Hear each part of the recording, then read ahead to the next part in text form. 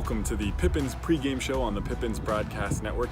Tonight, the 5-2 Pippins take on the 5-2 Ridgefield Raptors in a game that could decide the series and could give the Ridgefield Raptors their first series loss of the season. The Raptors, of course, coming off a tough loss last night, a big win for the Pippins in 12 innings, a 6-5 victory. When we come back after the break, I'll recap things for you in case you couldn't see the whole game. Maybe you left early from the ballpark or you just fell asleep before it ended. A big 12-inning game. The Raptors have played 25 innings over the last two games, 13 innings Thursday night against Portland, 12 innings last night against the Pippins. We'll see if they have the depth on their bench and in their bullpen to be able to gut out a big 2 wins to help preserve the series for them today and tomorrow. We'll be right back with more Pippins pregame show on the Pippins Broadcast Network. I'm Chris Rosado Jr.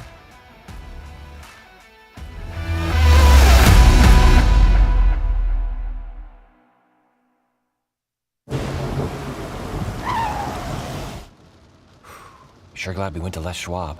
I'm glad the baby's still happy. Well, I'm just glad that along with tires, Les Schwab also does brakes, alignment, and a bunch of other safety services. I mean, if we had gone to a cheap tire store instead, I'd be a doggone wreck. My thoughts exactly. Les Schwab Tires, proud to be ranked #1 in overall customer satisfaction for aftermarket tire replacement by J.D. Power 2 years in a row.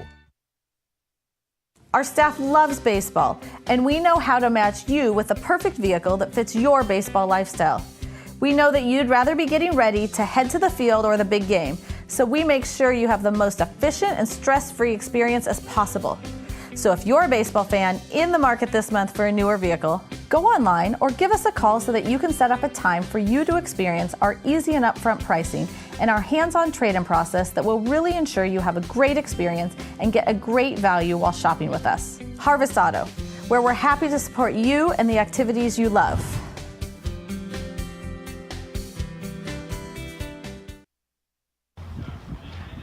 Hello and welcome back to the Pippins pregame show. I'm Chris Rosado Jr. When the Pippins defeated the Ridgefield Raptors last night 6-5 in 12 innings, it was the first come-from-behind victory the Pippins have had so far in the early part of the season. Things got started early in the top of the first inning when Noah Williamson made a terrific play out in left field. Here's the 1-2. They go breaking ball again, popped up left side. Noah Williamson racing to the line, dives for it and makes the catch. A terrific play by Noah Williamson. The Pippins got on the board first in the third inning with Connor Caballas on first base and 2 outs for Williamson. Score 1-1 count to Williamson. Here's the pitch, swung on and hit to the opposite field. It will drop for a base hit. Caballas around to third. Williamson to second. It's slow to get to it is Caden Connor. Caballas rounding third. The play at the plate, the throw not in time, and Williamson with a triple to score Connor Caballas from first. Sam Olson, in his second plate appearance with the Pippins, kept things going. Swung on and hard hit ball, right center field in the gap, and it will bounce on the warning track. Sam Olson on his way to second. Williamson scores. The lead didn't hold for long as Ridgefield responded in the top of the fourth with runners on the corners and 2 outs. Here's the 0-2 with 2 outs. Hard line drive, straightaway center field. Graves on the run. It goes over his head and will bounce. The first run scores. Darcy on his way to third. He's getting sent around. Caballas just now getting it in shallow center field, so he'll hold on to it. No relay to home, and the Ridgefield Raptors tie things up in the top of the fourth. Kobe Morales gave Ridgefield their first lead of the game with a big swing to lead off the sixth. Was hit by a pitch in the fourth. First pitch swinging and skies that one to deep right field. Holder will look up and watch it go. It's a home run to lead off the 6th inning for Kobe Morales and give the Raptors a 3-2 lead. They'd add one more in the 7th before Noah Williamson came up big again for the Pippins. Also walked in the 5th. First pitch swinging, line drive into right center field. It'll roll all the way to the wall. Caballas will score. Lajoie on his way to third. He's getting sent home as well. Williamson will stretch his hit into a third, slides in safely, and Noah Williamson, have yourself a day. The second triple of the game, and this one ties the game at 4 in the bottom of the 7th. Williamson is the first Pippin hitter to ever hit 2 triples in the same game, and they couldn't have come at a better time. From there, the game would remain tied until the 10th inning when Ridgefield took the lead again. Blanchard with the 3-1, swung on, grounded up the middle. Graves will come up on it. They're sending the runner home. Graves with the throw to the plate. It's high and just not in time. Williamson would again help his team tie things up, this time from second with Olsen at the plate again. Here's the 2-2 to Olsen. Swung on.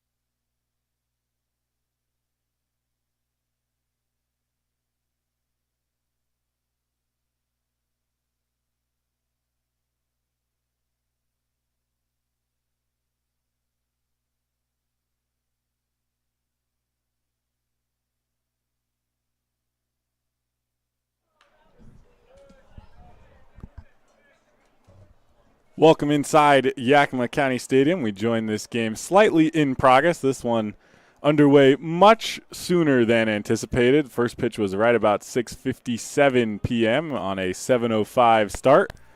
Unfortunately, that does mean you missed a terrific interview with assistant coach Jordan Cameron. First batter Caden Connor had a 2-2 count and just takes strike three on the outside corner for out number one in the top of the first.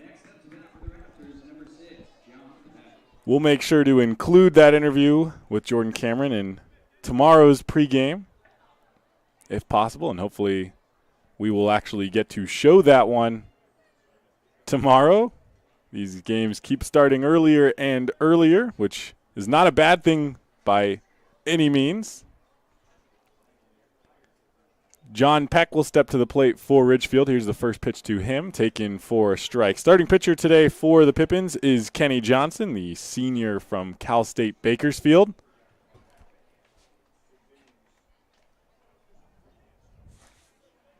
Here's the 0-1 to Peck. He takes that one for a strike as well.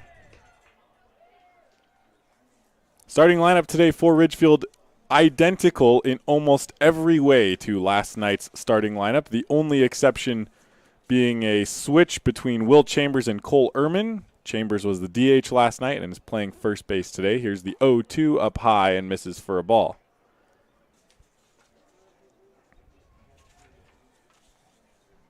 So it's Connor who struck out looking to start the inning. John Peck, who's at bat now with a 1-2 count. Behind him, Kobe Morales, playing left field, is hitting third. Here's the 1-2. Grounded back up the middle, and that's the first base hit of the game for Ridgefield.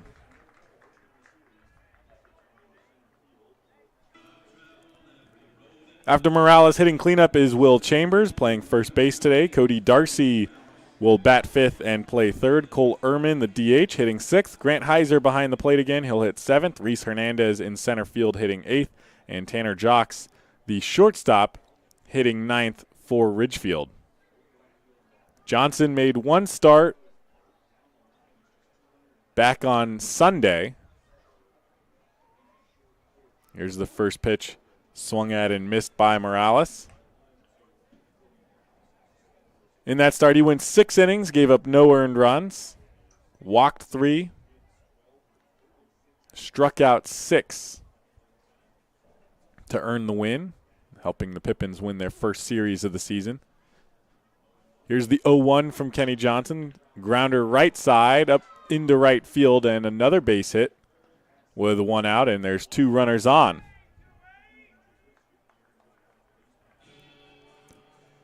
Defensively for the Pippins, just a little bit different. Alex Shanks getting the start in left field today.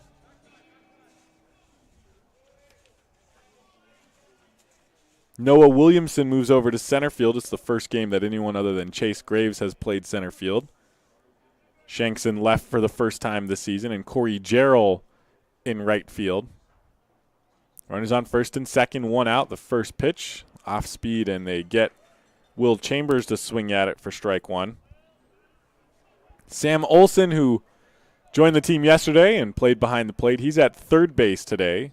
Connor Cabalas out at shortstop, Chaz Myers at second, and Willie Lajoie, the fixture at first base, is still fixed there. Here's the 0-1. Swung at again and missed by Chambers, and he's in the hole 0-2. Behind the plate for the Pippins, Michael Carpentier Jr. returns to catching duties. He's had 2 games off thus far, the second game of the season that Jordan Hara started behind the plate, and last night when Olson played. Johnson looks back to second. Here's the 0-2. They go outside and miss for a ball.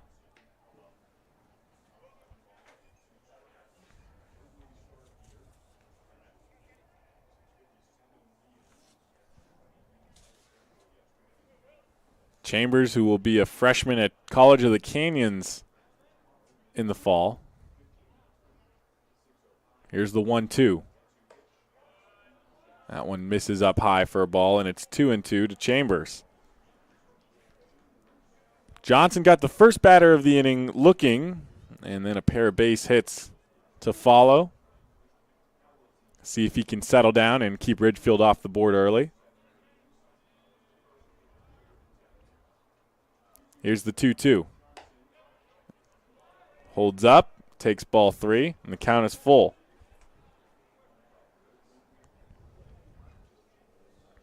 Pippins and Ridgefield both at the top of their division still, despite the loss yesterday for the Raptors.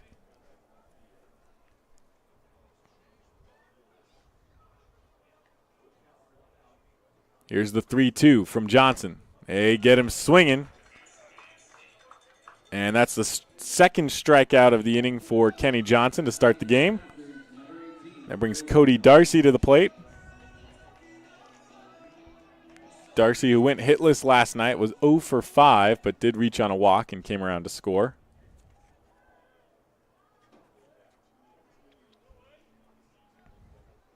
And see what he can do with 2 outs and runners on first and second.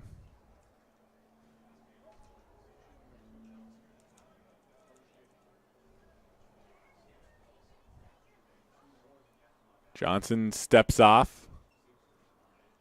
Johnson with the unique stretch as he almost goes into a crouch while looking in for the sign. Stands upright when he comes set. Here's the first pitch. Swung at and fouled out of play along the first base side.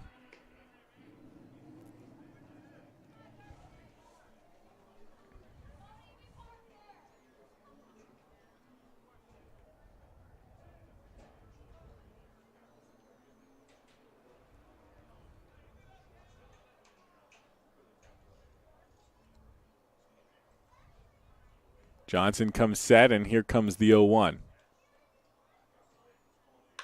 That one popped up, shallow center field. Noah Williamson has to chase. Myers coming back on it. He has the easier play and makes the catch for out number 3. So a little bit of excitement, a couple of base hits given up, but no harm done in the top of the first. We'll head to the bottom half. No score from Yakima County Stadium. You're tuned into Pippins Baseball on the Pippins Broadcast Network.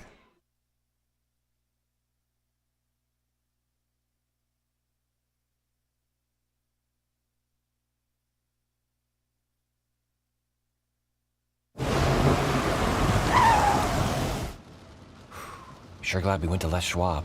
I'm glad the baby's still happy. Well, I'm just glad that along with tires, Les Schwab also does brakes, alignment, and a bunch of other safety services. I mean, if we had gone to a cheap tire store instead, I'd be a doggone wreck. My thoughts exactly. Les Schwab Tires. Proud to be ranked #1 in overall customer satisfaction for aftermarket tire replacement by J.D. Power 2 years in a row. Our staff loves baseball, and we know how to match you with the perfect vehicle that fits your baseball lifestyle. We know that you'd rather be getting ready to head to the field or the big game, so we make sure you have the most efficient and stress-free experience as possible. So if you're a baseball fan in the market this month for a newer vehicle, go online or give us a call so that you can set up a time for you to experience our easy and upfront pricing and our hands-on trade-in process that will really ensure you have a great experience and get a great value while shopping with us. Harvest Auto, where we're happy to support you and the activities you love. Welcome back to Yakima County Stadium. Hudson Leach, the starting pitcher for Ridgefield, just finishing his warm-up pitches. We'll take you through the Pippins starting lineup, brought to you by the Yakima Herald-Republic. For the best sports coverage in the Yakima Valley, subscribe to the Yakima Herald-Republic, either in print or online. You can subscribe by calling 577-7755. The Yakima Herald-Republic, they tell your stories. Leading off for the Pippins is Chaz Myers as he takes ball one. And similar to the center field situation, Myers the first person to hit at the top of the order other than Chase Graves this season. The 1-0, he takes that one inside for a ball. Hitting second, Connor Cabales at shortstop. The first baseman, Willie Lajoie, batting third. Noah Williamson hitting cleanup and playing center field here today. Sam Olson playing third base, bats fifth. Michael Carpentier Jr., the catcher, hits sixth. Alex Shanks, the left fielder, hitting seventh as Myers takes one for a ball up at his head. Connor Bain, a newcomer to the Pippins lineup, showed up a little bit later than the rest of the guys because he was driving into town yesterday. So he didn't get here in time to come into the game yesterday, and he's in the starting lineup today as a DH, batting eighth as Myers takes the 3-0 for a strike. Corey Jarrell will round out the bottom of the order playing right field tonight.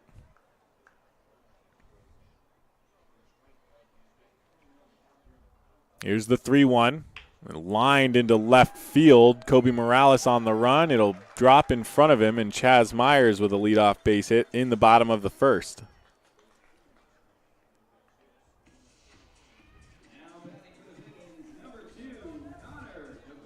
That'll bring Connor Cabales to the plate. Was only kept off the base paths one time last night as he went 3 for 4 with 3 singles and 2 walks and scored twice. Here's the first pitch to Cabales. He takes for a strike.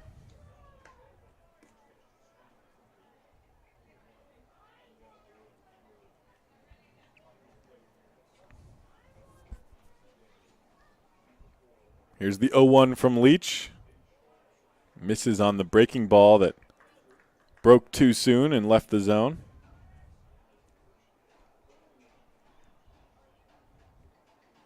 Leach looks over, now comes set. Myers takes another step, and Leach steps off.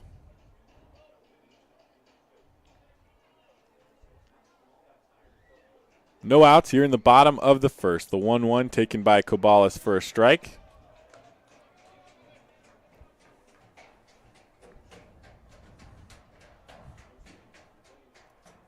Chaz Myers with the leadoff base hit in his first time at the top of the order. Here's the 1-2 to Cabales. Pops up right side of the infield. And the catch made by Will Chambers after he ran into Myers racing back to first.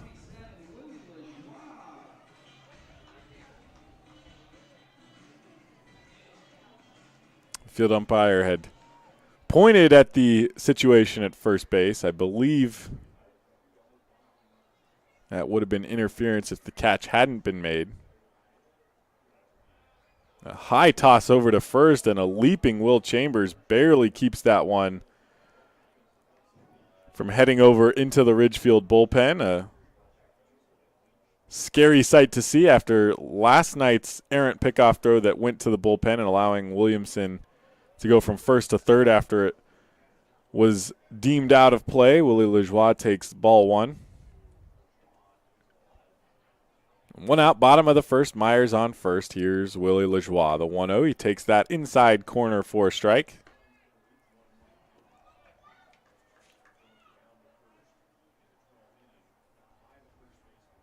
LeJoie reached only on the 7th, or in the 7th inning on a base hit, as he takes strike 2 last night to continue his and Cobales's on-base streak to 7 games. Here's the 1-2. Myers moving. LeJoie on the hit and run fouls it off the catcher. And Myers hangs his head because he's got to head all the way back.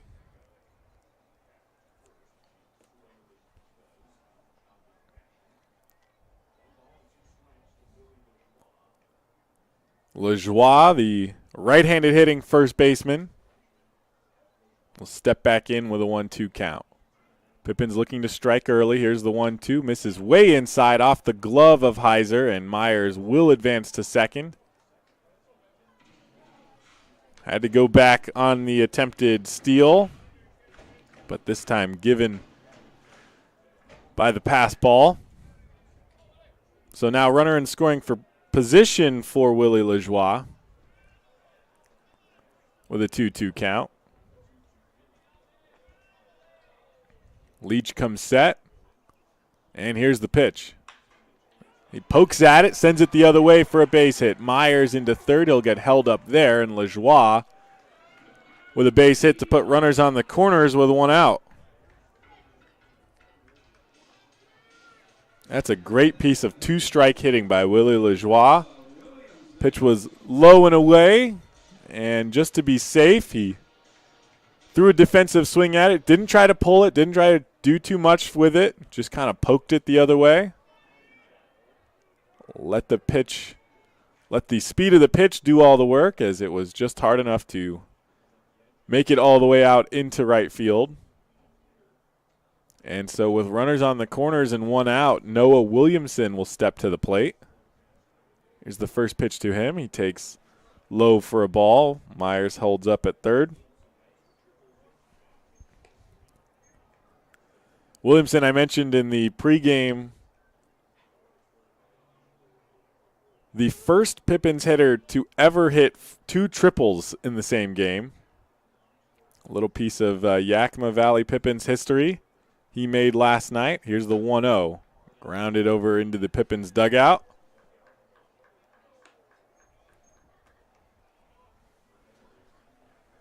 He went 3 for 4 last night with the 2 triples, had a base hit as well, and either drove in or scored all 6 of the runs for the Pippins. Here's the 1-1. Takes that one outside for a ball. He had 3 RBI and 3 runs scored, including scoring the winning run in the bottom of the 12th. Taylor Holder, of course, with the hit that scored him, as Williamson takes ball 3 to make it 3-1.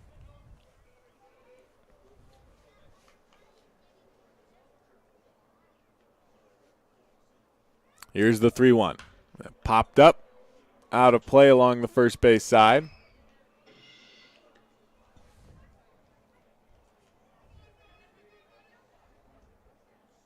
Nice day for baseball here in Yakima. It was about 79-ish degrees at first pitch.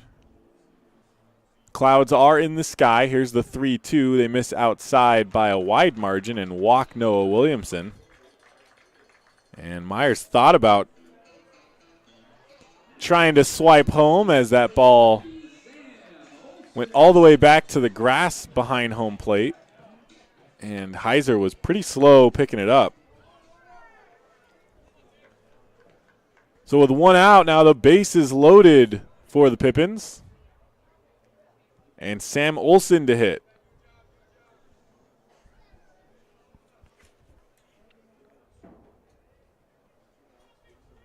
He went 2 for 5 last night with a walk. Here's the first pitch to him. He takes for strike 1.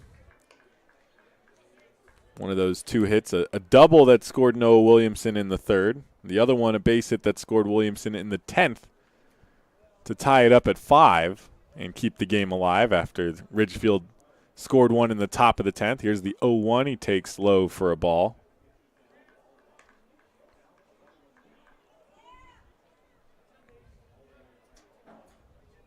And now time called And there's some kind of issue. Looks like the pitching coach is out asking if they have a pick to get the mud out of the cleats of Hudson Leach.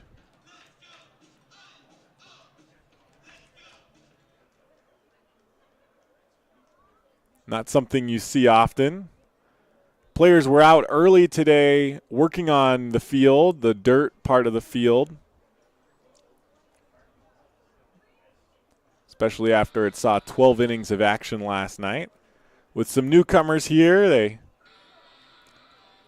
had some more experience. Sam Olson worked a lot around home plate, making sure that the dirt and clay ratio was about right, especially around the batter's box and the catcher's box area. I didn't see too much work happening around the pitcher's mound, but could just be a little more damp with all the clouds in the sky. And it being 79 degrees, it's not too warm, not too cold, so certainly a possibility that the dirt didn't quite dry out as much as the field crew expected it might. And so a little too much mud buildup in the cleats of Leach. Picks it all out. Looks like he's ready to go. The 1-1 to Sam Olson with one out. Here's the pitch. Outside, gets away from Heiser. Myers on his way home, and he will score standing up.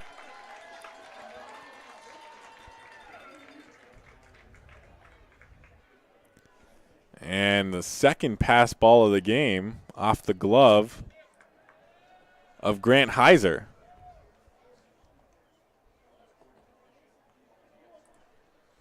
That takes away the force plays around the diamond. So now runners on second and third with one out.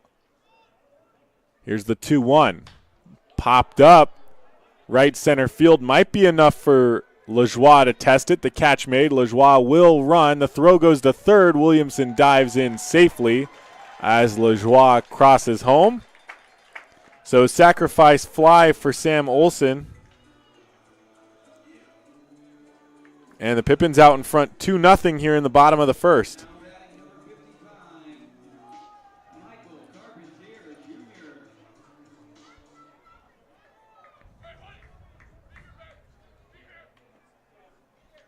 Michael Carpentier Jr. back in the lineup tonight after getting the night off yesterday.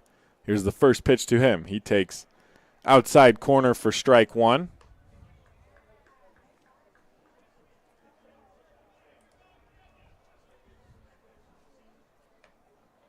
Williamson leads off on third. Here's the 0-1, lined into right center field. This one will not be caught. Bounces just short of the warning track. Williamson scores. Here's Carpentier on his way to second, and he'll try to stretch it into a triple. The relay throw on target and hits Michael Carpentier Jr. And so he's in with a triple. And might be going for the record set by Williamson of 2 triples in a game. With the triple here in the bottom of the first inning.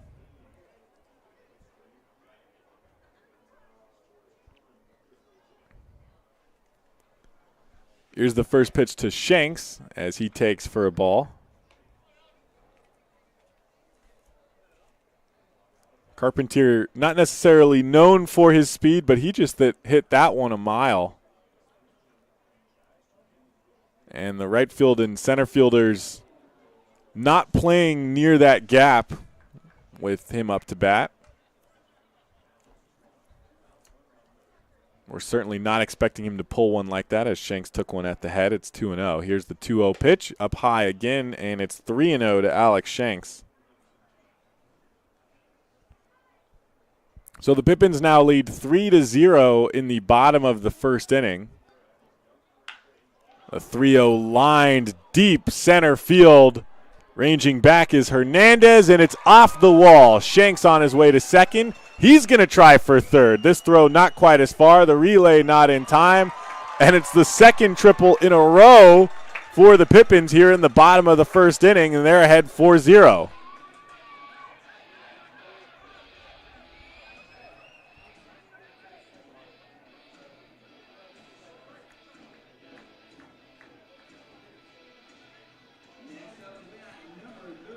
Well, Connor Bain will get his first opportunity at the plate for the Pippins.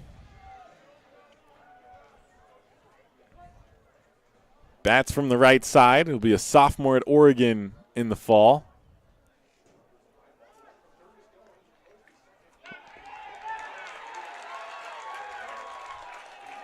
And Alex Shanks scores from third.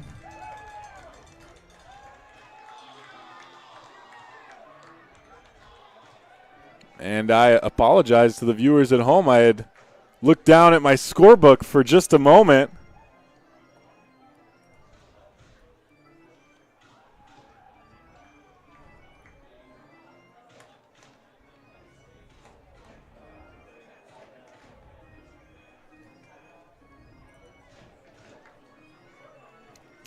Now a mound visit here as Alex Shanks scores, and the Pippins are ahead 5-0 in the bottom of the first.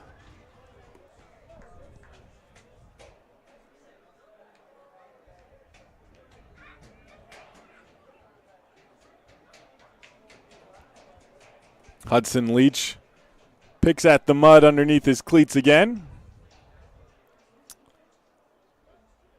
That certainly could be a reason that he's given up 5 runs here in the bottom of the first. First pitch swinging for Connor Bain, and it's a hard hit line drive that just barely curves foul in front of the foul pole. And it's a long strike one.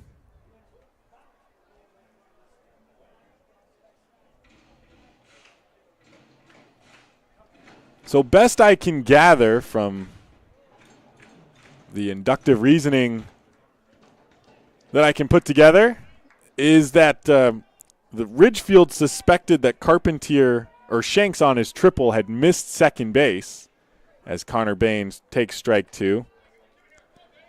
And we're trying to appeal the play, so Leach, I believe, stepped off and turned around to throw to second to appeal it.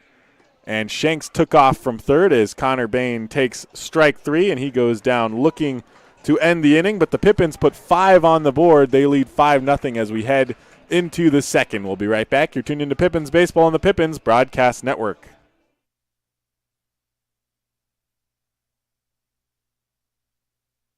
Stay connected and let Perry Technical Institute provide you with essential skills to take your career to the next level.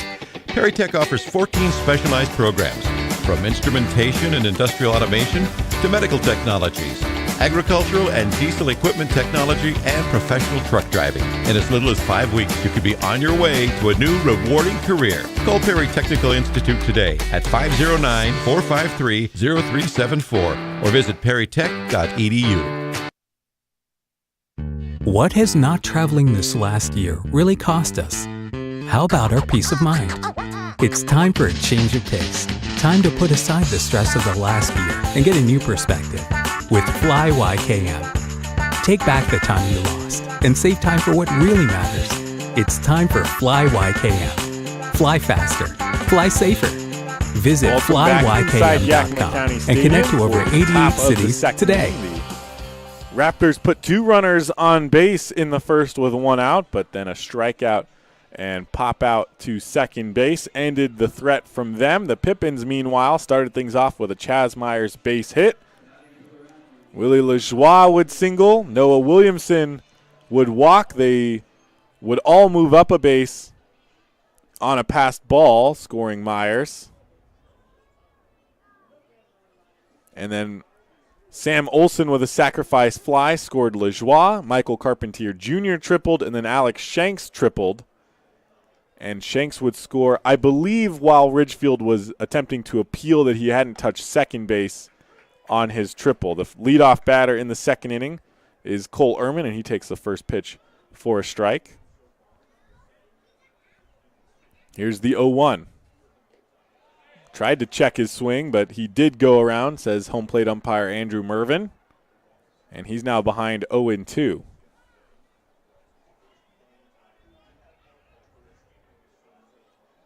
Johnson in the windup. And they get Cole Ehrman swinging to start the top of the second.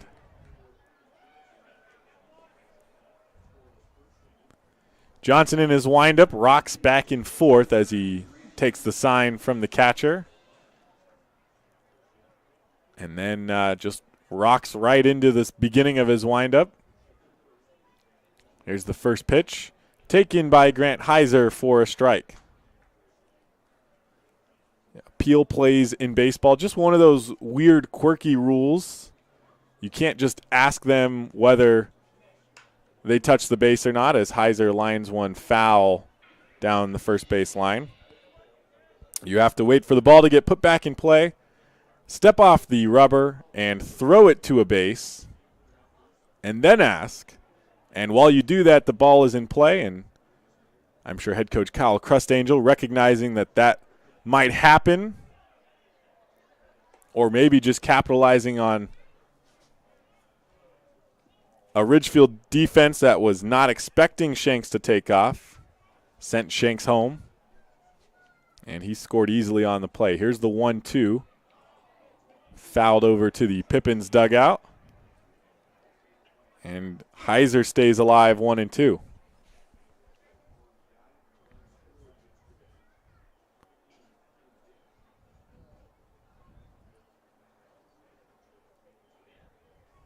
Johnson starts his motion. Here's the 1-2. Takes the pitch, and it bounces off the hip of Michael Carpentier Jr. for a ball.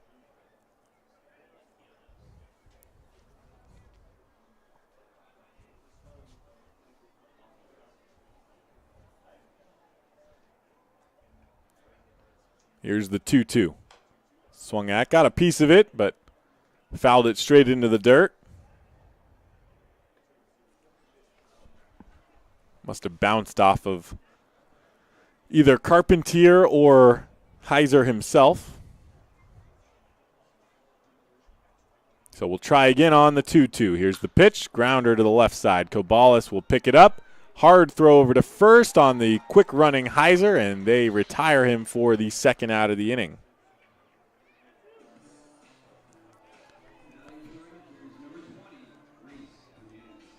So Reese Hernandez, the 8th hitter in the lineup, playing center field tonight as he did last night. Left-handed hitter. Here's the first pitch. Takes that one outside corner for strike one.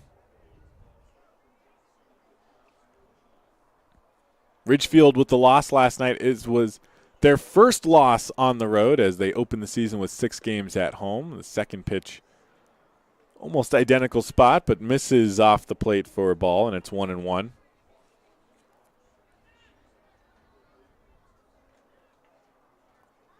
Here's the 1-1. Taken for a ball as well.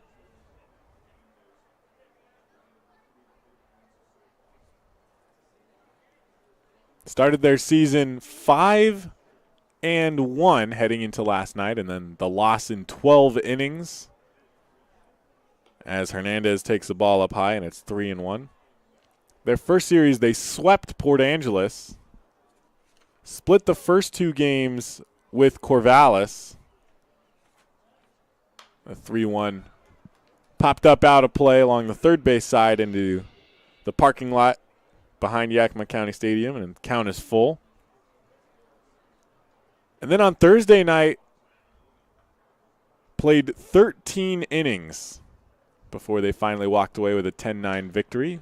This one popped up deep center field. Williamson on his way back now settles underneath it and makes the catch for the third out of the inning. So they go up, 3 down in the top of the second. We'll head to the bottom half. It's 9-1-2 for the Pippins, who lead 5-0. We'll be right back. You're tuned into Pippins Baseball on the Pippins Broadcast Network.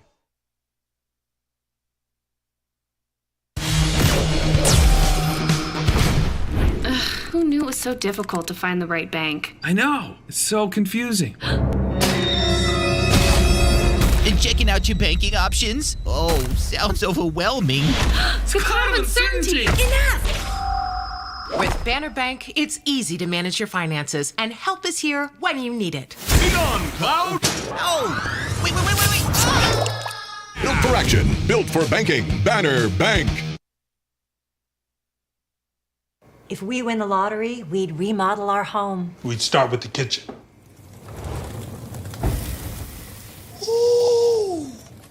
And out back is where the big trucks will go.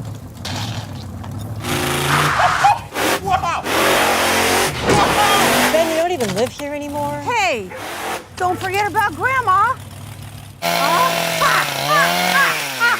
Okay, family Back meeting. here at the Orchard, Come on, Corey walk Jarrell through will the get ice his stone. first turn at the plate. The only batter in the lineup who didn't come up to bat in the first inning, as they sent 8 batters to the plate back in the bottom of the first and scored 5 of them.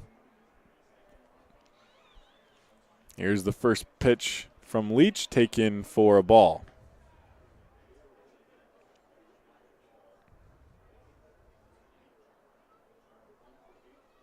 The 1-0 misses outside for a ball. Pippins had 4 hits in the last inning, 2 singles and 2 triples. Here's the 2-0. And Jarrell swings and misses. Jarrell, who's a left-hander, bats and throws left-handed. One of just 2 players on the roster, a true lefty. Hits that one deep into left field, and it'll bounce on the warning track. Jarrell with an opportunity for a double. He'll get held up at second, and it's a leadoff double for Corey Jarrell to send the top of the order to the plate here in the bottom of the second.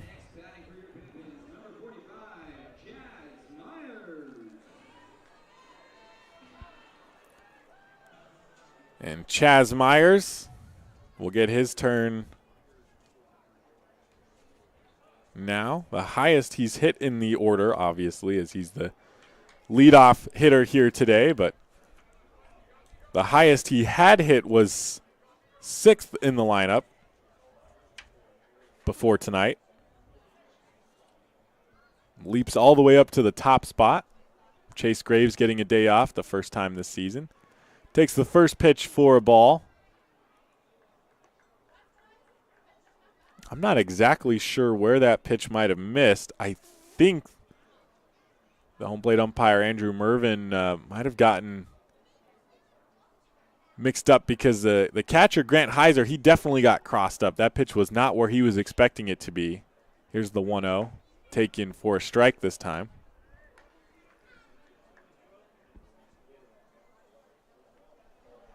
And I think just because Heiser caught it weird that Mervin either didn't see it or misinterpreted the pitch, just from what I can tell from up here. Here's the 1-1, taken for a ball.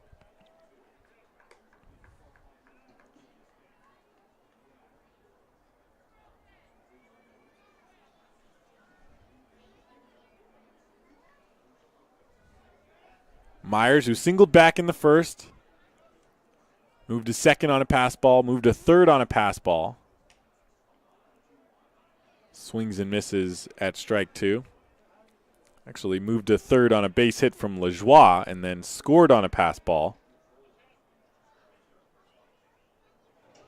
Was the first hit and first run of the game for the Pippins. Looking to keep things going here with no outs, and Corey Jarrell on second base in the bottom of the second. Here's the 2-2. Swung on and popped up into right field. Caden Connor was ranging back, now comes forward, makes the catch on the run, and slips in the outfield. Corey Jarrell will tag up and might have had a good chance of tagging up successfully regardless, but with the slip in the outfield by Connor, Jarrell in there easily, standing up. So Myers doesn't reach base, but he moves the runner over. And even though they already hold a 5-0 lead, the Pippins with some situational hitting, never a bad idea. The infield playing in with 1 out, runner on third. Here's the pitch to Kobalas. He lines that one into right field. Will Jarrell try again? That's dropped in the outfield by Caden Connor. Kobalas trying to capitalize, slides into second. The throw is high, and Kobalas is safe on the error by Caden Connor that allows Corey Jarrell to score from third.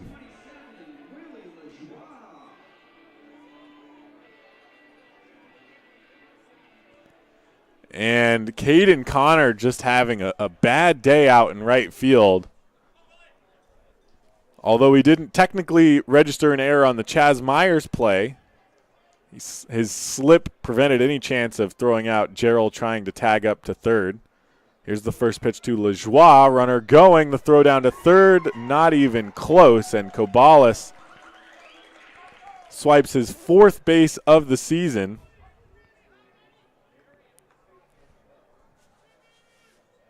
And now the Pippins offense, this is what they're good at doing, is piling on when they get the chance. They haven't played many close games either way, whether a win or a loss, as Lajoie takes strike one, and it's 1-1 to him.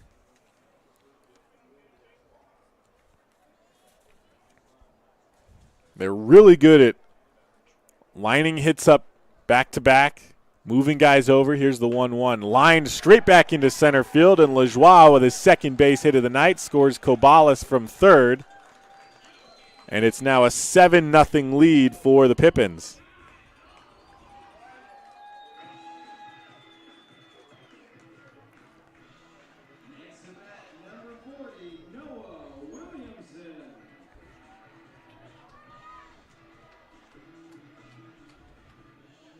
So the Kobalas run will be unearned for Leach, his first unearned run of the season. Here's the pitch to Williamson inside. Almost hit him, but he takes it for a ball. Because Kobalas definitely should have been out if not for the line drive that bounced right off the glove of Caden Connor in right field. As Williamson takes strike one. Williamson, who walked back in the first inning, his 3rd walk of the season and his 1st and 2nd walks of the season both came last night. Here's the 1-1, pops it up, foul out of play on the first base side.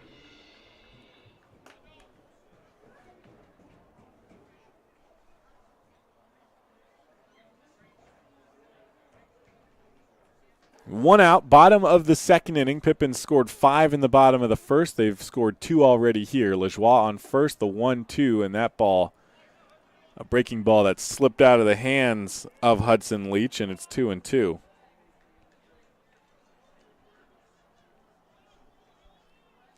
That one was evident as soon as it left his hand that he never really had a grip on it. Here's the 2-2. Williamson swinging, pops it up behind home plate, out of play. And the count remains 2-2.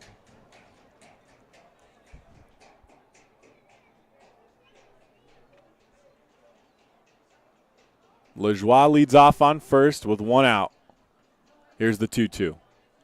There you go, breaking ball inside, and it stays inside, and the count is full.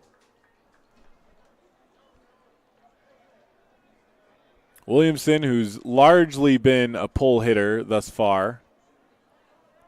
The defense shaded that way with the exception of Will Chambers, the first baseman, holding on the runner. The 3-2, he lines that one behind home plate, out of play.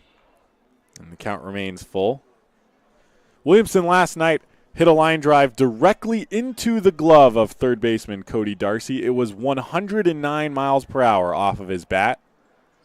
And Darcy did not do a single thing to make the catch. It was lasered directly into the glove, and it was the only way that he could have caught it to retire Williamson last night. He swings and misses for the 2nd out of the inning, and that brings Sam Olson to the plate.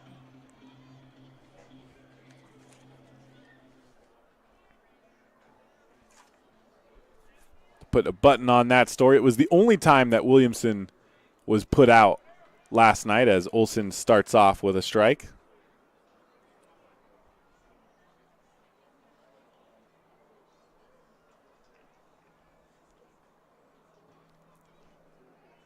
Olson with the sacrifice fly back in the first inning. That one bounces off the glove of Heiser, who couldn't find it initially. Now scoops it up, and Lajoie already on second base. Thanks to the wild pitch, he moves into scoring position with 2 outs.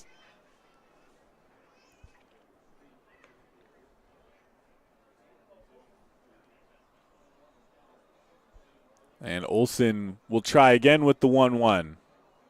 Leach looks back at second. Here's the 1-1. Taken low for a ball. And it's 2-1.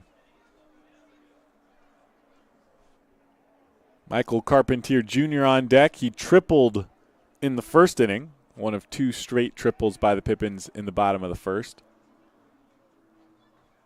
As Leach picks up his leg, spins around to second, and Lajoie not going anywhere, but also neither were the middle infielders, who were nowhere near the bag.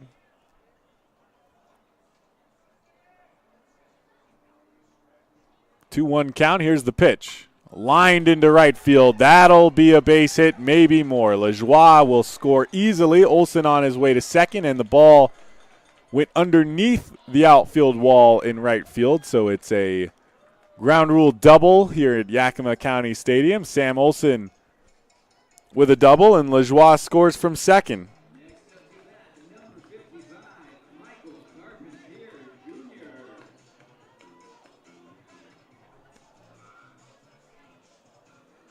And now a conversation between head coach Kyle Crustangel and the field umpire. I'm not sure exactly what he could be arguing. I do believe the ground rules here at Yakima County Stadium include that some of the walls aren't completely, they don't go completely to the ground, and if anything goes underneath, that would be a double.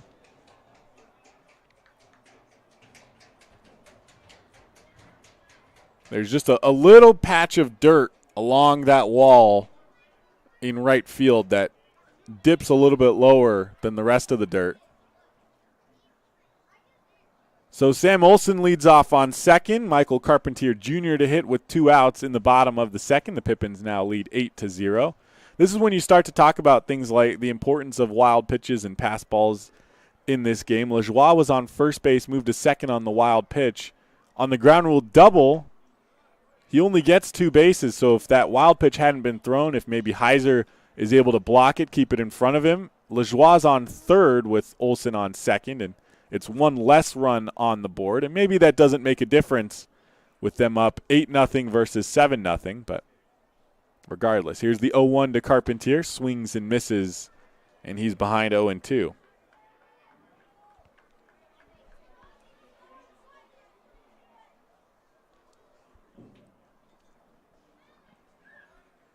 Carpentier, left-handed hitter, although throws right-handed.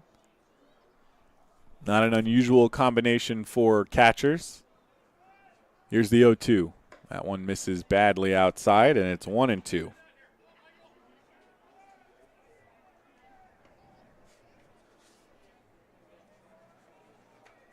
Carpentier, who's struck out just 1 time thus far this season.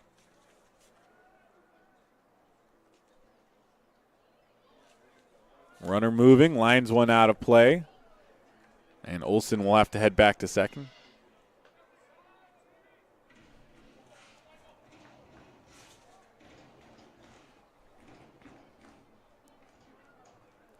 But otherwise, just a 167 average in the early part of the season for Carpentier. He has shown some flashes, including a big home run back in Bellingham. Here's the 1-2.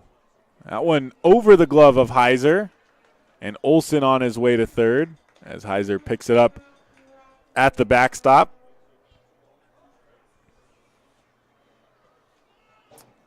And, yeah, you don't know whether the problem here is the players getting crossed up between the pitcher and the catcher. Certainly doesn't seem like it. I mean, these couple of pitches that have been high and missed away, those aren't strikes and not even close to strikes. So even if they were crossed up, you would expect the pitcher to be throwing something near the zone. Here's the 2-2, and they get Carpentier swinging up high to get out of the inning, but not before the Pippins put 3 more on the board. They now lead 8-0 through 2 complete. We'll head to the top of the third here from Yakima County Stadium. Don't go anywhere. You're tuning to Pippins Baseball on the Pippins Broadcast Network.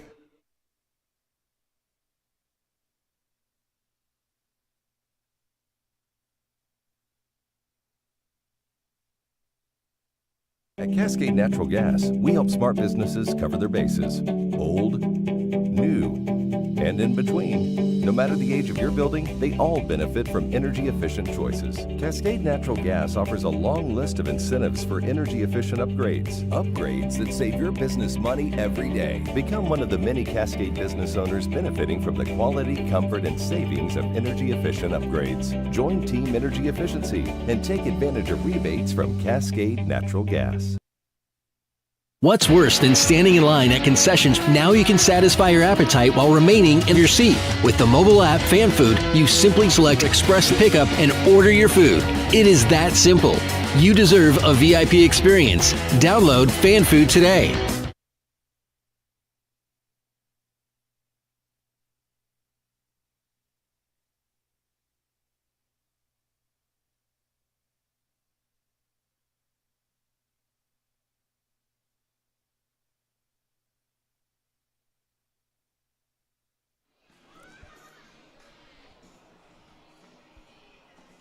Welcome to Yakima County Stadium. Kenny Johnson back out on the mound for his third inning of work.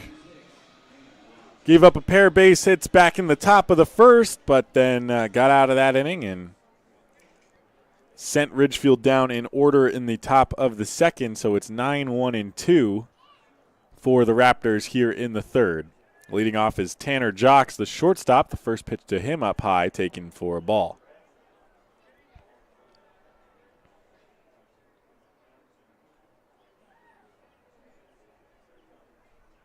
Here's the 1-0, popped up, out of play on the first base side.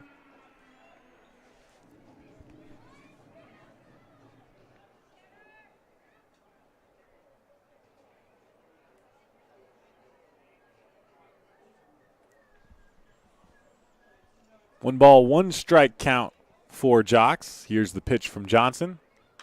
Lined into left field. It's high. That's a short fence out there.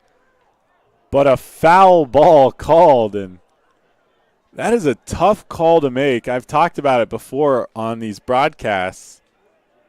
The way that the outfield wall is shaped here at Yakima County Stadium with the last section of the fence curling back in towards the line, it really presents an odd angle when you look down there, trying to gauge whether a ball curls before or after the foul pole because it's so much closer than the rest of the wall. Here's the 1-2. Soft grounder this time left side. Cabales has to wait back on it. Quick throw over to first. And Lajoie stretches out for the first out of the inning.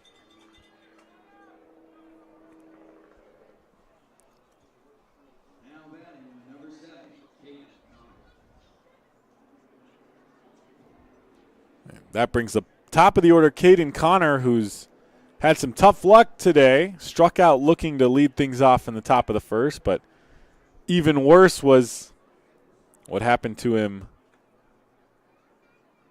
back in the bottom of the second inning. Here's the first pitch to Connor. Swings and misses at a ball in the dirt. Chaz Myers popped up with Gerald on second base, and as Connor, who initially misjudged it, was running in, he made the catch and slipped on the grass. Here's the 0-1. Taken for a ball by Connor. And then later, Connor Cabales hit a line drive right at him, and as he reached for it, just bounced right off his glove. 1-1, swung on, grounder to the right side. Chaz Myers ranging to his left will pick it up on the hop and toss it over to Lajoie for the second out.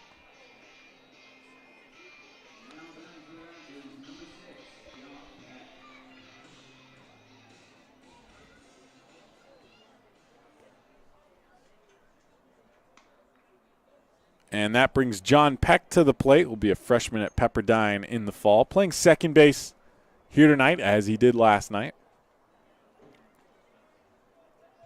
As I said at the top of the broadcast, Ridgefield with a identical batting order. The only difference is the first baseman and DH swapped roles here tonight versus last night. First pitch was a ball to John Peck. Johnson in the windup. Here's the 1-0. Popped up, out of play behind home plate.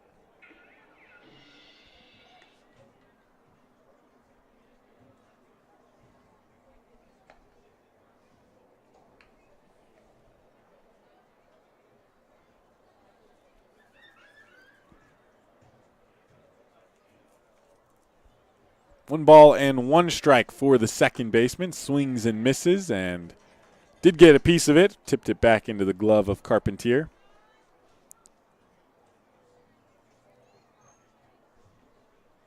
So 1 ball and 2 strikes with 2 outs. A quick 2 outs, a couple of ground outs for Ridgefield.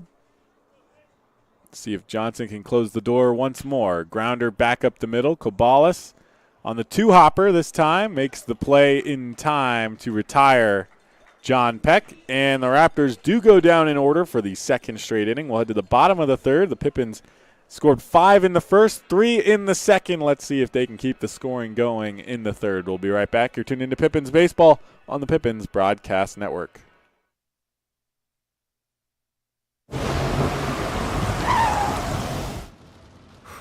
Sure glad we went to Les Schwab. I'm glad the baby's still happy. Well, I'm just glad that along with tires, Les Schwab also does brakes, alignment, and a bunch of other safety services. I mean, if we'd gone to a cheap tire store instead, I'd be a doggone wreck. My thoughts exactly. Les Schwab Tires. Proud to be ranked #1 in overall customer satisfaction for aftermarket tire replacement by J.D. Power 2 years in a row. Our staff loves baseball, and we know how to match you with the perfect vehicle that fits your baseball lifestyle. We know that you'd rather be getting ready to head to the field or the big game, so we make sure you have the most efficient and stress-free experience as possible. So if you're a baseball fan in the market this month for a newer vehicle, go online or give us a call so that you can set up a time for you to experience our easy and upfront pricing and our hands-on trade-in process that will really ensure you have a great experience and get a great value while shopping with us. Harvest Auto, where we're happy to support you and the activities you love. A quick move to the bullpen for Ridgefield.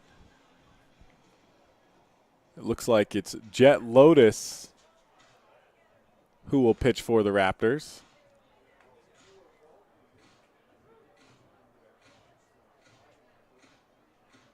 Hudson Leach, the starting pitcher, made it through just 2 innings. And definitely would not call this move too soon, although it is early. Gave up 9 hits and 8 runs, although at least one of them unearned. Alex Shanks to lead things off for the Pippins in the bottom half of the third. He takes the first pitch for a ball. It'll be 7, 8, and 9, Shanks, Bain, and Jarrell. Shanks tripled back in the first inning. Here's the 1-0. Hard line drive. This one through the left side, and he's got himself his second hit of the night.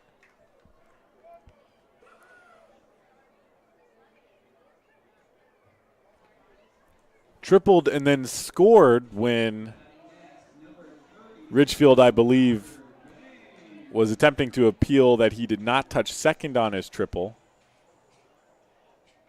Took the opportunity to score from third with the defense distracted. They throw over to first, and Shanks back in easily.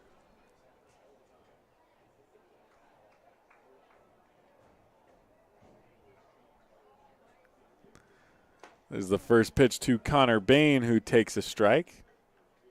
Bain struck out looking back in the bottom of the first to end the 5-run inning.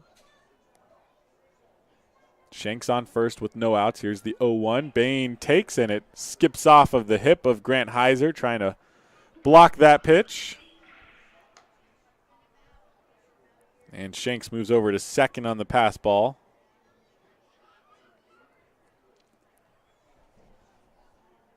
And Heiser having a rough day behind the plate as well. The Raptors just don't seem to be clicking on many of their cylinders.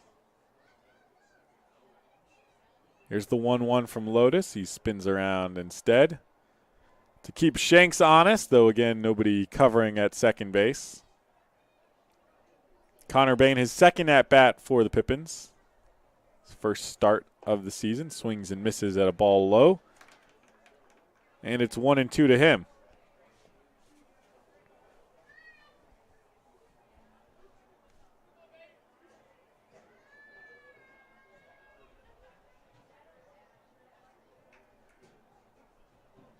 Here's the 1-2. Bain gets a piece of that one, and it's going to drop in shallow right field. Shanks will hold up at third. And Connor Bain with a base hit. And with that, every batter in this lineup has reached base. Kobalas the only one without a hit because he reached on an error in the second. Almost everyone in the lineup has scored as well.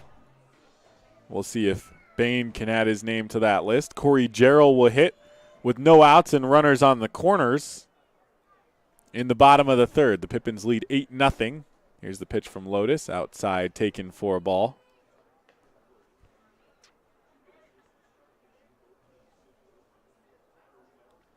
Leach went 2 innings, gave up 9 hits, 8 runs. I believe 7 of them were earned. Walked 1, struck out 3. The 1-0 taken low for a ball by Corey Jarrell. Jarrell, who at the time he was announced to be part of the Pippins roster, was scheduled to attend the University of Washington and did attend the University of Washington. Here's the 2-0 to him. He lines that one foul down the third base side. But was one of the victims, and definitely not the only victim, of the eligibility leniency that was extended to players by the NCAA. Just found himself at the bottom of the totem pole because he was an incoming freshman outfielder, and they had a number of solid outfielders there at Washington, and ultimately decided to attend Yakima Valley College to get regular playing time in the outfield. Here's the 2-1. He takes that one outside corner for a strike, and the count is even 2-2.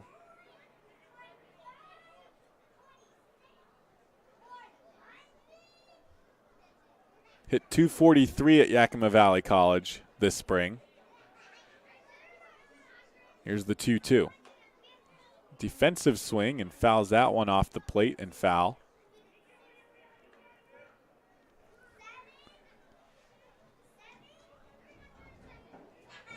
The Jarrell family and head coach Kyle Crustangel, very familiar with each other.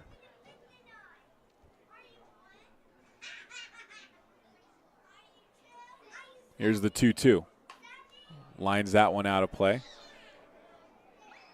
So when Crustangel heard that Jarrell was looking at extensive bench time at Washington, he said, hey, come on down to Yakima Valley College. We'll get you some reps. We'll get you some work before it's time to send you off to a four-year university, whether that's back to Washington or perhaps somewhere else. He's a great left-handed bat. Here's the 2-2 with the runner moving, and he fouls it off. And Bain will head back to first. Has a very strong arm out in right field. Made a couple of great plays for the Pippins during the Bellingham road trip. A diving play out in right field, as well as a lacing one in on a relay to home.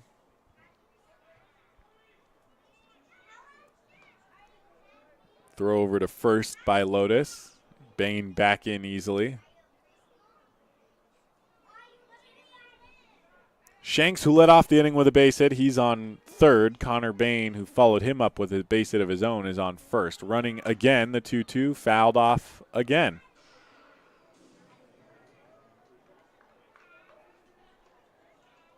So Jarrell keeps himself alive. Lotus yet to earn an out in his first inning of work for Ridgefield. Lotus, who will be a freshman at Oklahoma. Here's 2-2. Taken low. Bain on the run. They fake the throw down to second, so Bain will slide in safely. And the count is full.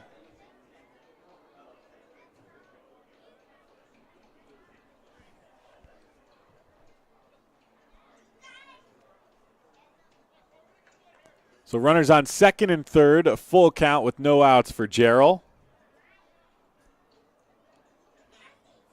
Infield moving in now. Here's the 10th pitch of the at-bat. Swung on and grounded right past head coach Kyle Crustangel, who managed to step out of the way to olay it as it went by.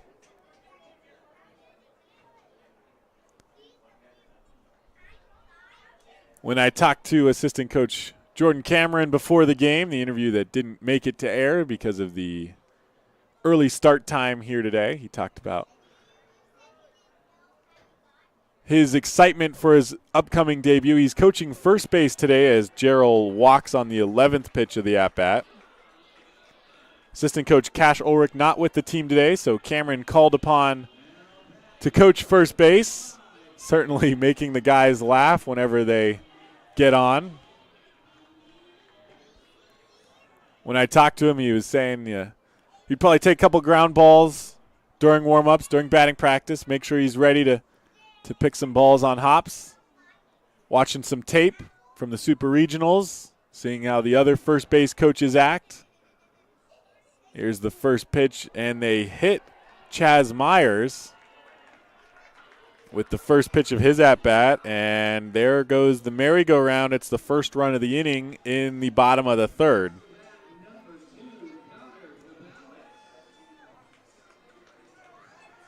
And on the one hand, you bring in a young pitcher in a stress-free situation, as Hudson Leach had already given up 8 runs to start the first 2 innings. But on the other hand, if things just keep getting out of hand here, he may not get to see a lot of work. And now hits Connor Cobalis, and it's the second hit batsman in a row. And the merry-go-round keeps turning.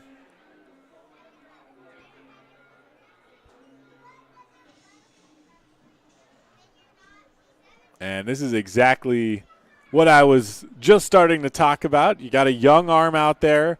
You want to give him an opportunity to eat up some innings as I mentioned during the pregame, the Ridgefield has played 25 innings over the last 2 days. They played 13 innings on Thursday, 12 innings last night. Some room. They're already down 8, so if he gives up a couple here and there, it's really not that big of a deal, an opportunity to throw a couple of innings. But the flip side of that is he starts off with a base hit from Alex Shanks, base hit to Connor Bain, walks Corey Jarrell, and then hits Chaz Myers and Connor Cobalis.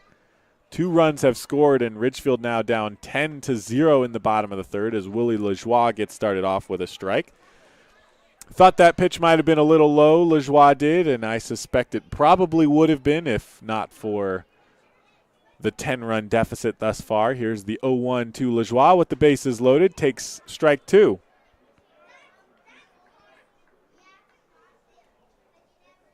Jet Lotus yet to earn an out, still at this point in the bottom of the third inning. But an opportunity here. Here's the 0-2 to Lajoie. Swing and a miss. Got a piece of it and fouls it off, and it's 0-2 again. That one was low. From this point of view, didn't see it bounce off of anything, but the view partially obstructed by the umpire and catcher down there. So here's the 0-2 again, and that one hits Willie Lajoie. And home plate umpire Andrew Mervin had put a stop sign up to the Pippins dugout, who no doubt was arguing, hoping for maybe some kind of warning to get issued, or perhaps that Lotus should get pulled after the first 2 batters were hit in a row on 2 straight pitches. And the get warm quickly signal was just issued down to the Ridgefield bullpen, so Byron Clack will get ready in a hurry as Williamson takes the first pitch to him for a ball here in the bottom of the third. It's the 3rd straight run that is scored on the 3rd straight hit batsman. No outs in the bottom of the third. Here's the 1-0 to Williamson, taken low and away for a ball.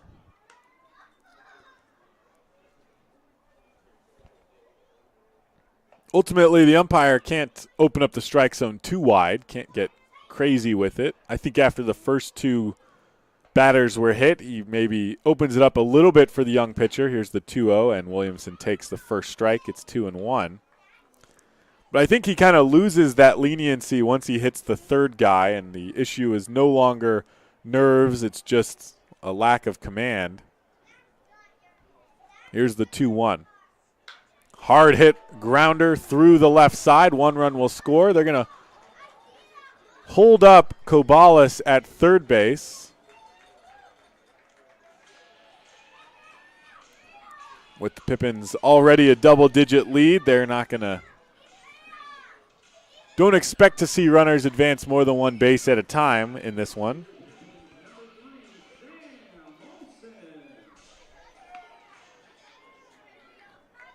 And so the third hit of the inning for the Pippins, as Clack just can't get warm fast enough in the Ridgefield bullpen. Lotus still searching for his first out. Here's the first pitch to him. Taken low for a ball by Sam Olson. Bases still loaded in the bottom of the third. The Pippins lead 12-0. And I mentioned just the labored bullpen for Ridgefield. This not entirely unexpected. Not to say that the Pippins went into this game expecting to blow out Ridgefield, especially after the close one last night, but just sort of the understanding that there was a possibility that a game like this might happen at some point this series, as Olson takes strike 1 and it's 2-1. And Olson wants an explanation from the home plate umpire. I imagine the explanation was you're up 12 runs, you can take a strike. Here's the 2-1. They miss outside for a ball, and it's 3-1.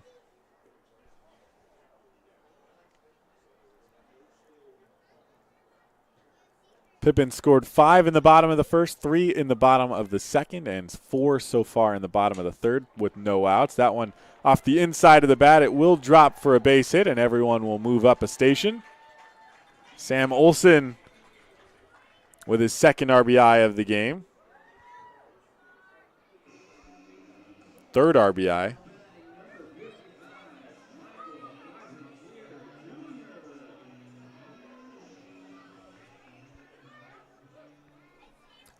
And it does look like Clack is now warm enough to enter the game, as a mound visit coming out, I suspect, will be a change.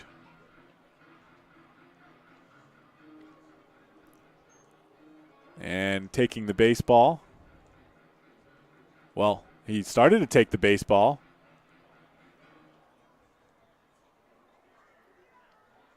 New pitcher is coming in, so a change will be made by Ridgefield. We'll have that when we come back in 60 seconds for you. We'll be right back. You're tuned into Pippins Baseball on the Pippins Broadcast Network.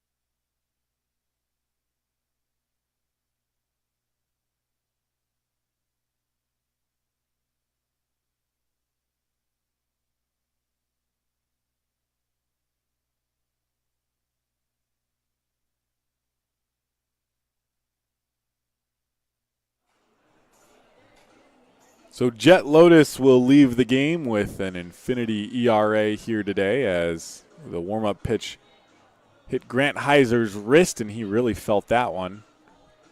Byron Clack will enter the game with the bases loaded and no outs here in the bottom of the third. The Pippins leading 13-0. Lotus gave up 4 hits, walked 1, hit 3. And so far is on the hook for 5 runs. He is responsible for the 3 on base as well.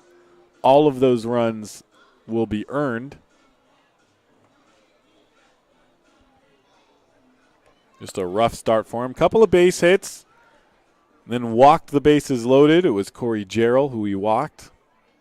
And then things just got out of hand. He hit 3 batters in a row, and there's no real way to rebound up from that. And then Williamson singles and Olsen singles. And at that point, the decision had already been made to pull Lotus. It was just a matter of getting a pitcher warm in time. And so the Raptors on their 3rd pitcher here in the 3rd inning.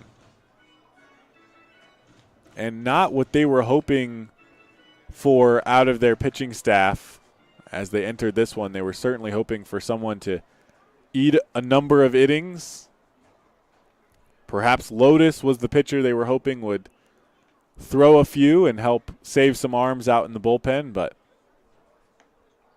just ran into some tough luck, couldn't make the pitches when he needed to. And so here's Michael Carpentier Jr., first pitch swinging, popped up left side, foul territory. Cody Darcy up against the fence makes the catch. The runners will remain where they are, and Byron Clack does what Jeff Lotus couldn't and earns an out in the bottom of the 3rd.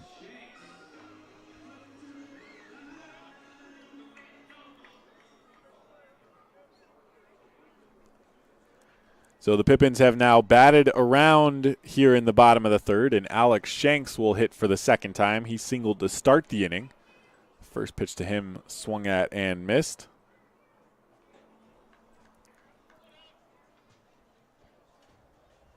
And this Pippins lineup, the tough part about a game like this is head coach Kyle Crustangel had just shaken up the lineup, had some guys starting in some new positions, some guys hitting in different parts of the order. The 0-1 taken by Shanks for a strike, and he's behind 0-2. And it sometimes can be tough to tell in a game like this whether the difference was the new lineup or whether the difference was just poor pitching from the other team. Here's the 0-2. And Shanks swings at a ball in the dirt and goes down swinging. Connor Bain, who also singled in the inning.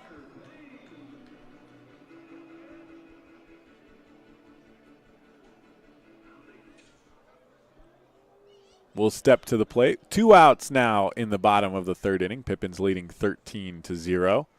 And the bases are loaded. Bain takes the first pitch for a strike.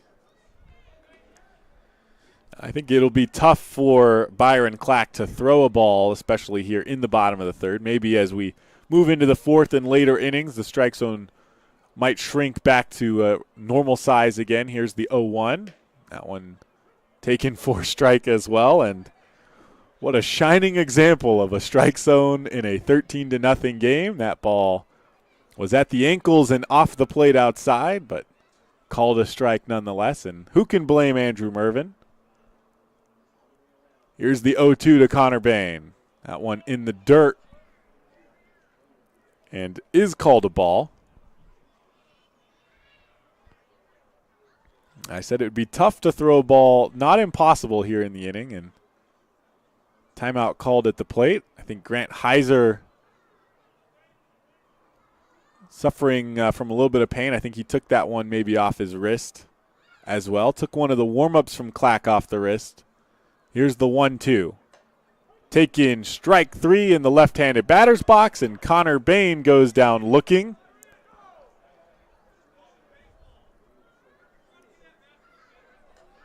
And we'll head to the top of the 4th inning. The Pippins leading 13-0, and the Pippins bench not very happy about how big the strike zone went. We'll be right back. You're tuned into Pippins Baseball on the Pippins Broadcast Network.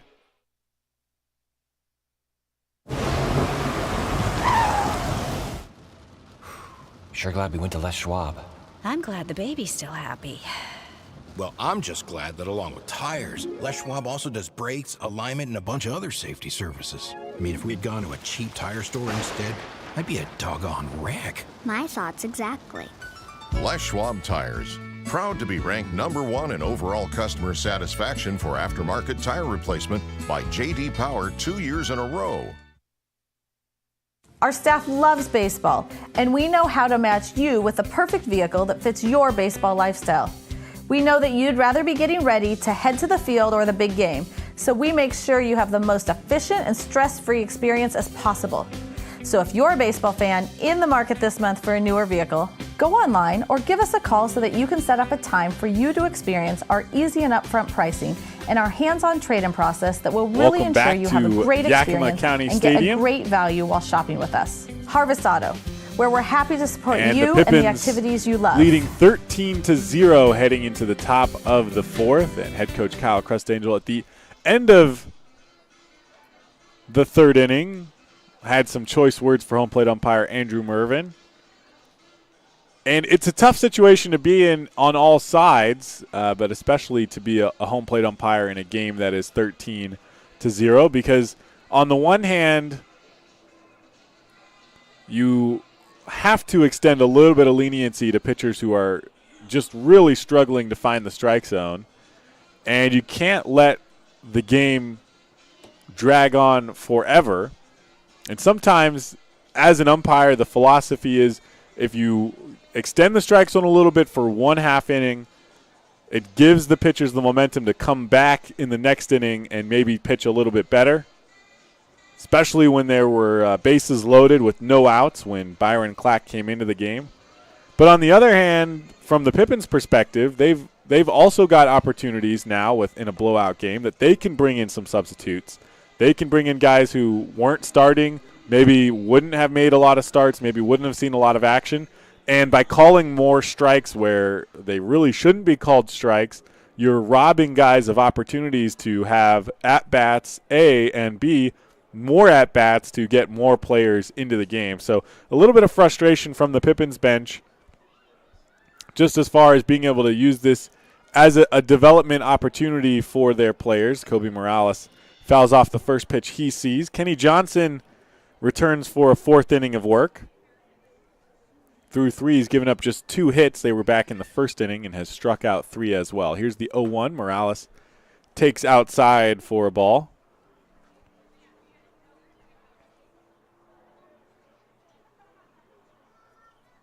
So expect to see the strike zone return a little bit to normalcy in the bottom of the fourth as Morales grounds one just foul on the first base side.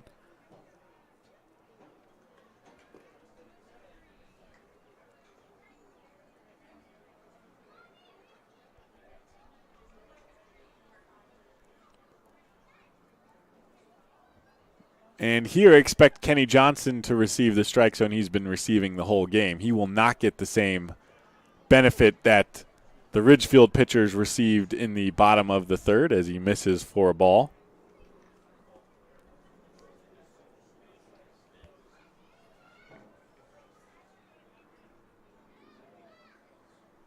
Here's the 2-2. Taking up high and misses for a ball. And the count is full to Kobe Morales to lead off the fourth inning. He had a leadoff home run yesterday in the sixth. That gave Ridgefield a 3-2 lead at the time. Here's the 3-2 pitch, and they miss outside, ball 4.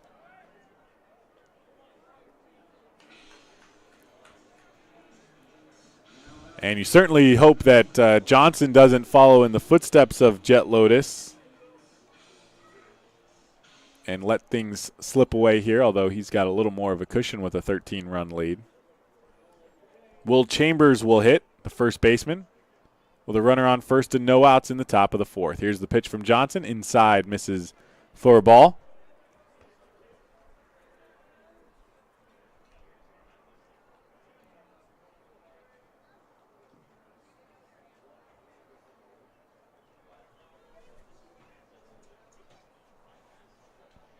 Here's the 1-0 to the lefty Will Chambers. Hits that one hard to left field to the scoreboard and will bounce off the scoreboard in play. It's a double for Chambers. Morales. Sorry, it's a home run off the scoreboard, as the scoreboard actually is situated behind the fence out in left field. So it's a 2-run home run for Will Chambers and Ridgefield on the board.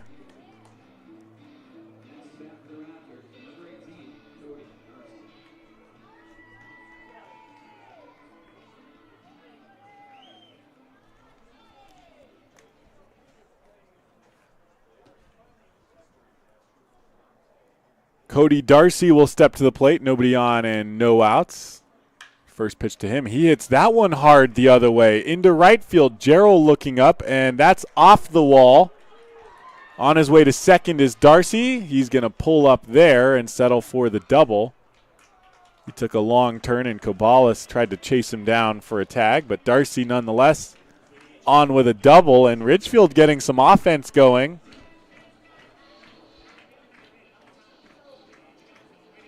You don't often see that momentum get going for an offense when they're down 13-0. So all credit to the Raptors hitters here, who were hitting 3, 4, and 5.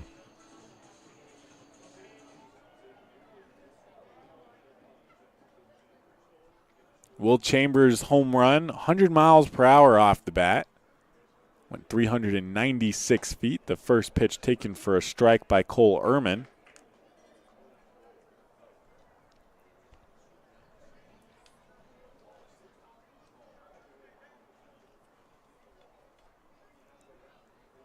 So here's the 0-1 to Ehrman. Johnson looks back at second, now delivers. Breaking ball, and he fouls it off out of play. It's 0-2.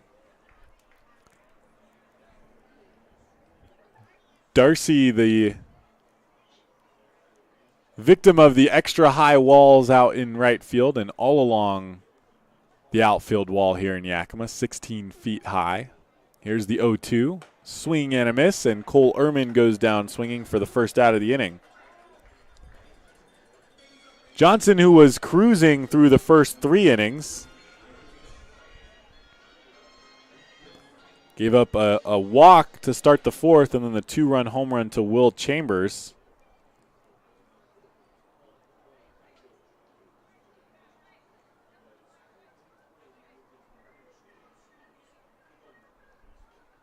Here's the first pitch taken for a ball by Grant Heiser.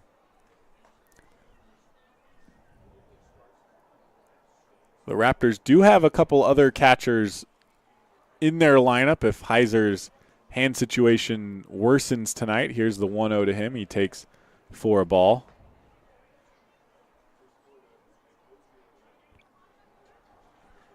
And it's 2-0 to the catcher. Runner on second with 1 out in the top of the 4th. Here's the pitch from Johnson. Taking that one, a close one off the inside half of the plate, but called a ball. And now home plate umpire Andrew Mervin having an extended discussion with the bench in the Pippins dugout. And I got to say, after the last half inning, they certainly have an argument to make as a strike called on Grant Heiser, and it's 3-1.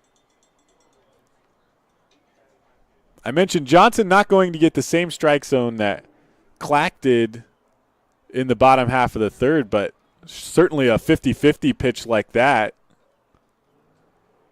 should get called in an inning or game such as this, and they walk Heiser on a pitch up high.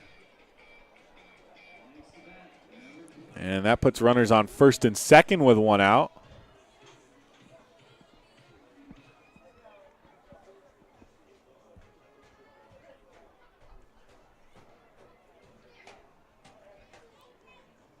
Here's the first pitch to Reese Hernandez, who takes for a ball, and the comments from the Pippins dugout are only going to continue now.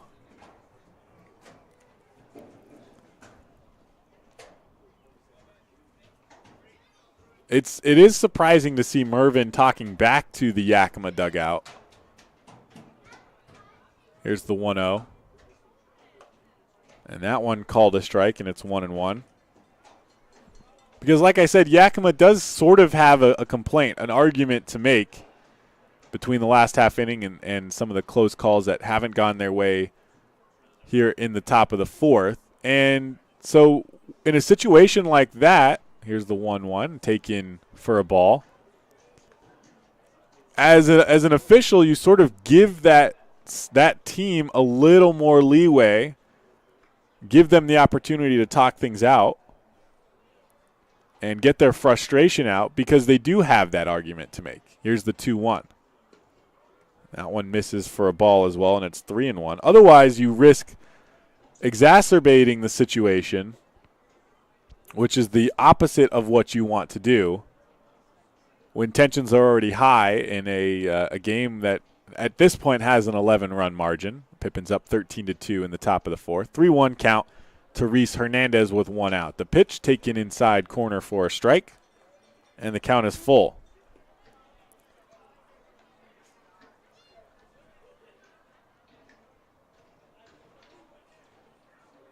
Johnson comes set.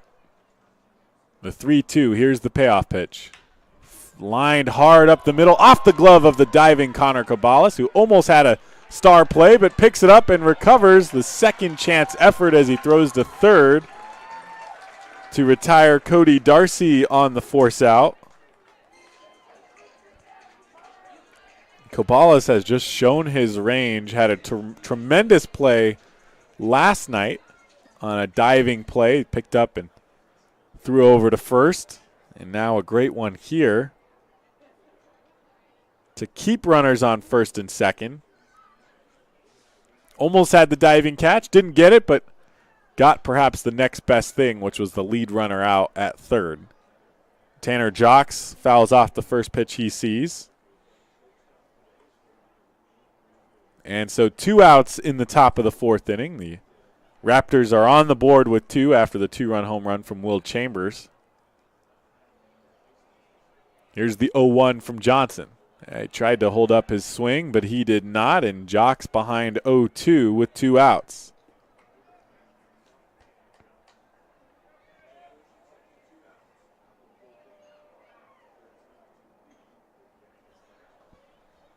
Johnson set and delivers the 0-2 up high, and Jocks pulls his bat back, takes it for a ball.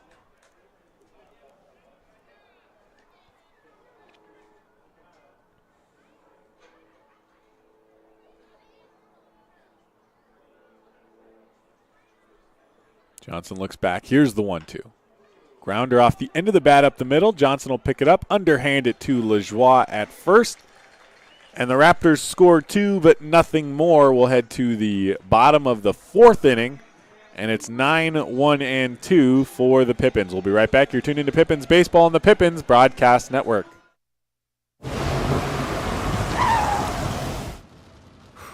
Sure glad we went to Les Schwab. I'm glad the baby's still happy. Well, I'm just glad that along with tires, Les Schwab also does brakes, alignment, and a bunch of other safety services. I mean, if we had gone to a cheap tire store instead, I'd be a doggone wreck. My thoughts exactly. Les Schwab Tires. Proud to be ranked #1 in overall customer satisfaction for aftermarket tire replacement by J.D. Power 2 years in a row. Our staff loves baseball, and we know how to match you with the perfect vehicle that fits your baseball lifestyle. We know that you'd rather be getting ready to head to the field or the big game, so we make sure you have the most efficient and stress-free experience as possible. So if you're a baseball fan in the market this month for a newer vehicle, go online or give us a call so that you can set up a time for you to experience our easy and upfront pricing and our hands-on trade-in process that will really ensure you have a great experience and get a great value while shopping with us. Harvest Auto, where we're happy to support you and the activities you love.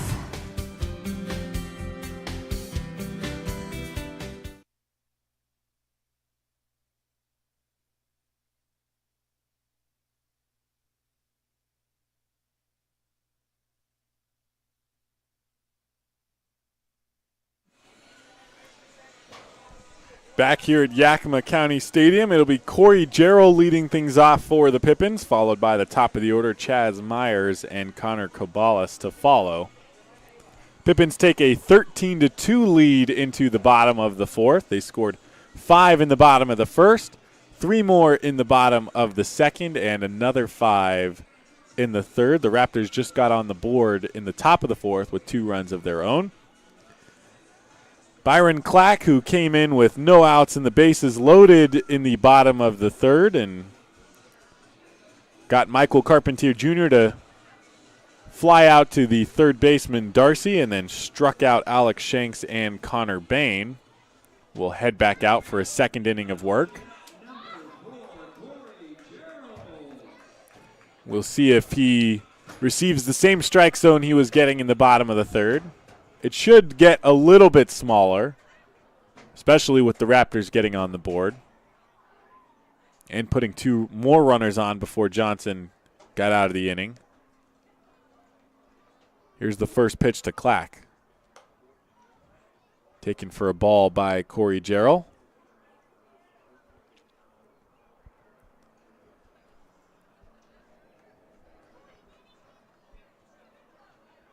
(1-0), swung on and lined right back up the middle. Corey Jarrell with his second hit of the night.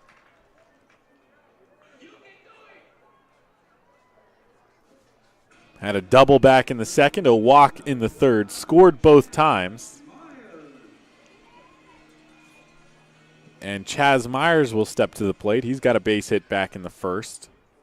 Flight out in the second, was hit by a pitch, was the first of 3 batters to get hit by Jet Lotus in the bottom of the third. Runner on first and no outs. Here's the first pitch to Myers. Takes inside for a strike.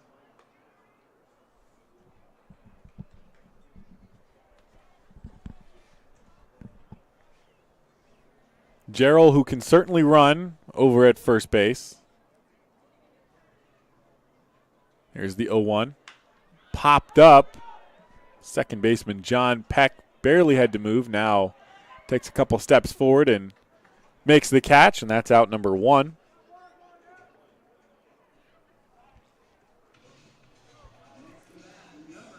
And Connor Cabales, the only hitter in the lineup without a hit thus far for the Pippins, as he flew out in the first, reached on the error by right fielder Caden Connor, and then was hit in the third. Although he has scored twice. Here's the first pitch to Cabales. He takes that one for a strike.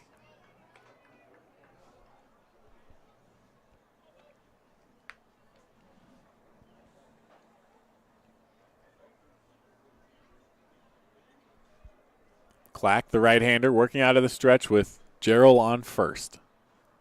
Here's the 0-1 to Cabales. He takes that one low for a ball. And just to follow up on the point, it does look like home plate umpire Andrew Mervin has returned to a somewhat normal strike zone here for the bottom of the 4th inning. Here's the 1-1. Cabales grounds it third base side. Kyle Crustangel with his second opportunity of the game, and it goes right underneath his hand. He's yet to make a play from the third base coach's box, and it's a 1-2 count for Connor Cabales. Jordan Cameron, his first time coaching first this season, has not had a ball hit his way quite yet. Here's the 1-2 to Cabales. Grounds this one fair territory. Tanner Jocks will pick it up over to second. They'll get the first out. Jarrell slides in clean, and they really did not have a chance to throw out Cabales at first.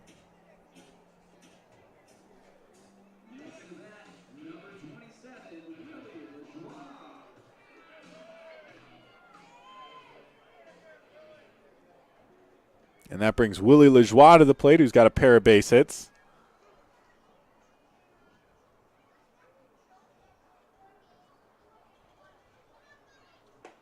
First pitch swung at and missed.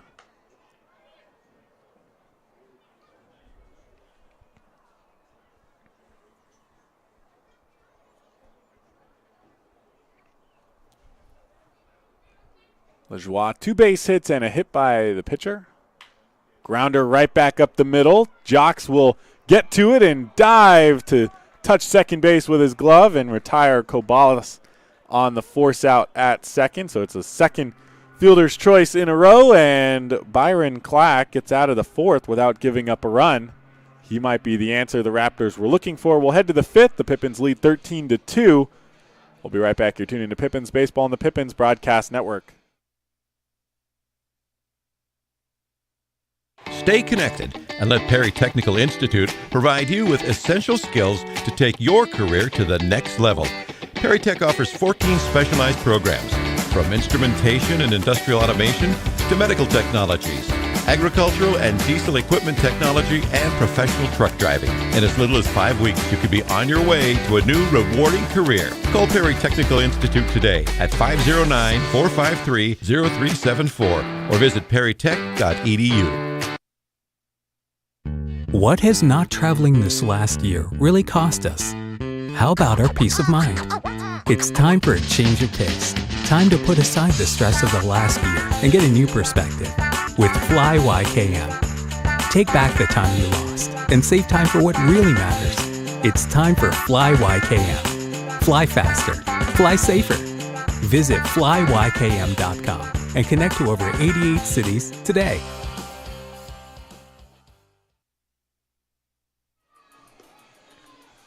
Back here at Yakima County Stadium, Kenny Johnson will get a 5th inning of work in. Through 4 innings, he's given up just 4 hits, 2 runs, both of them earned, has walked 2 and struck out 4 as well.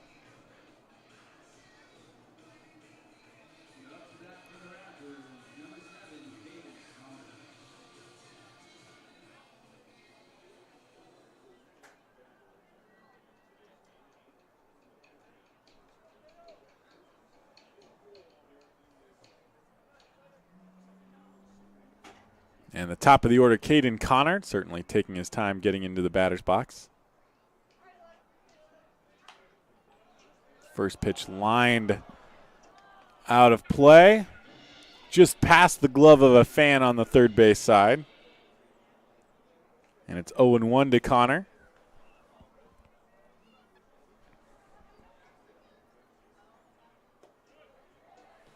The 0-1 misses outside, and it's 1-1. To the right fielder, will be a sophomore at Cal State Fullerton in the fall. A 1-1 just off the plate. And it's 2-1. Connor, who struck out looking back in the first, grounded out in the third. Had an error back in the second. Fouls one off again.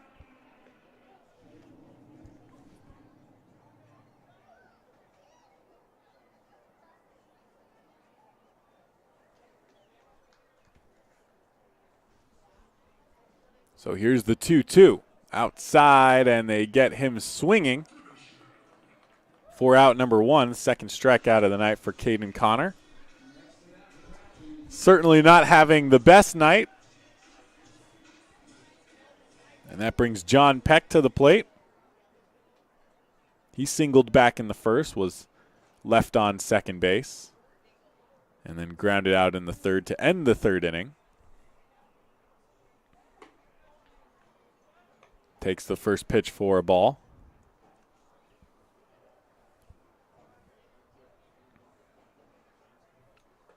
A 1-0 also misses low, and it's 2-0 quickly to John Peck.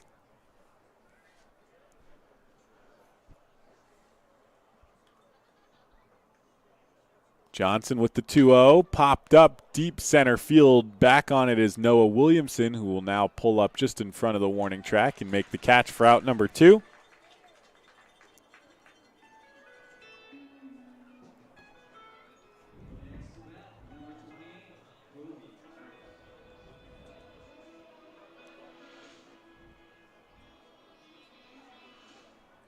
And Kobe Morales, who had a home run yesterday, walked and scored on the home run from Chambers today. He's 1 for 1, had the base hit back in the first, swings and misses at the first pitch, and it's strike 1 to him.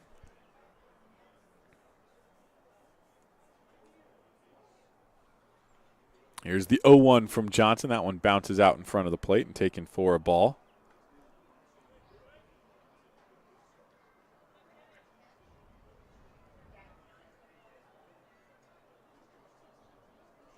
And there are some defensive changes for the Pippins that I'm just catching wind of as Morales takes ball 2. Sam Olson moved from third base to behind the plate. I believe Michael Carpentier Jr. is now at third base, as that one's in the dirt, and it's 3-1.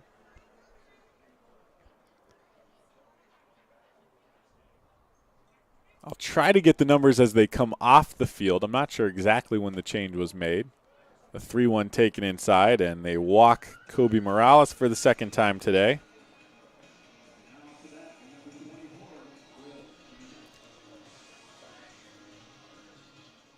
So it's Chaz Myers at third. And Olsen behind the plate.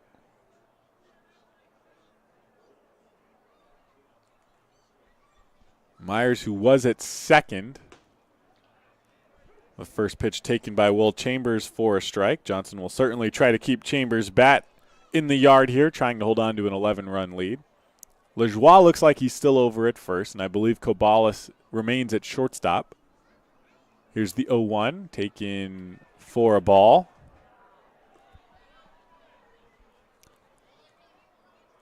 Which by the process of elimination means I believe Spencer Marenko is at second base, though I'm not sure where he is in the batting order. We'll have to see as we move through the game.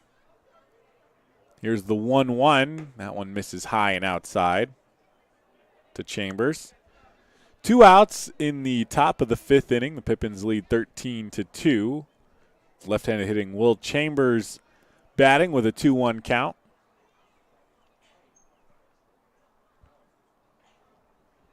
And here's the pitch. Popped up, lined into left field, back towards the scoreboard again, and it's his second home run of the night for Will Chambers, another 2-run home run. And Chambers, his 2 home runs account for all 4 of the runs tonight for the Raptors. And for the second inning in a row, they walk Kobe Morales, and Will Chambers hits a home run to left field.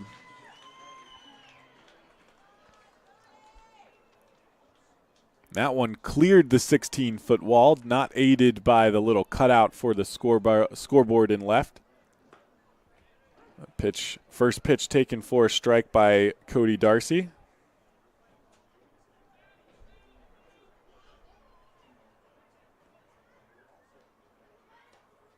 And the 0-1 taken for a strike as well.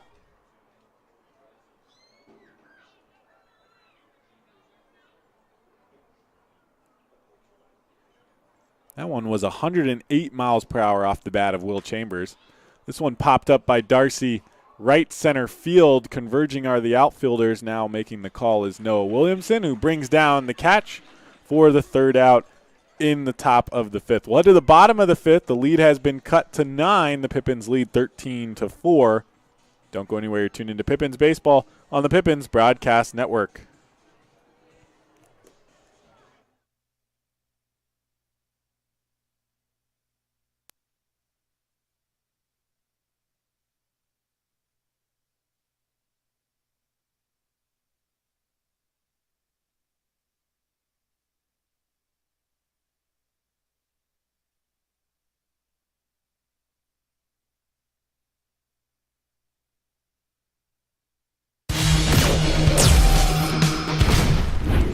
Who knew it was so difficult to find the right bank? I know. It's so confusing.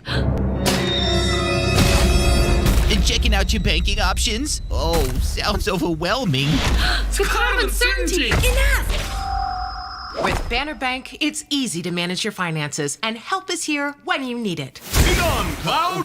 Oh! Wait! Ah! No correction. Built for banking. Banner Bank. Byron Clack will lottery, continue we'd his remodel our work. He's home. thrown We'd start 2 with the kitchen. innings, given up just 1 hit, has struck out 2 Pippins hitters. Kept the Pippins off the board in the 4th inning for the first time today. Ben, you don't even live here anymore? Hey, don't forget about Grandma. Okay, family meeting. For the Pippins, it'll be 4, 5, and 6. Noah Williamson and Sam Olsen to start the inning. Michael Carpentier Jr.'s spot in the lineup is the 3rd batter of the inning, so we'll see. I believe he was removed from the game, with Chaz Myers being placed over at 3rd and Lajoie still over at 1st. I don't believe Carpentier would be put in the outfield anywhere, so I believe his night is done. It's just a matter of finding out who replaced him. Williamson will start things off for the Pippins in the bottom of the 5th. The first pitch, they go off speed, and he's out in front of it. Strike one.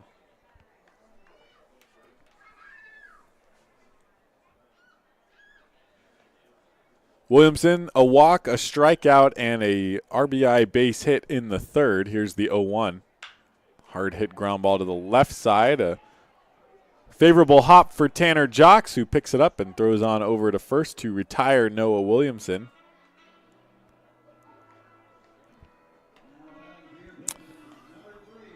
Was staying low to the ground the whole way, and then the last hop right before Jocks popped right up to just below belt level. Was an easy play to make for Jocks. And that brings Sam Olson to the plate. Here's the first pitch to him. Takes that one low for a ball. Gets past Heiser.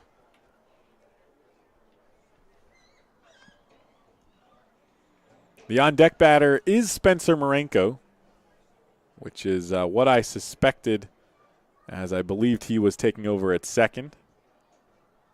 And Sam Olson takes the 1-0 in the dirt. It's 2-0.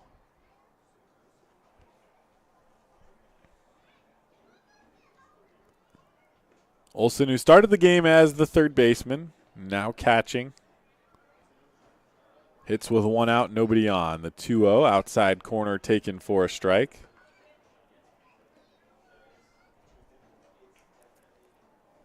Had the final RBI base hit back in the bottom of the 3rd inning to give the Pippins their 13th run. Here's the 2-1.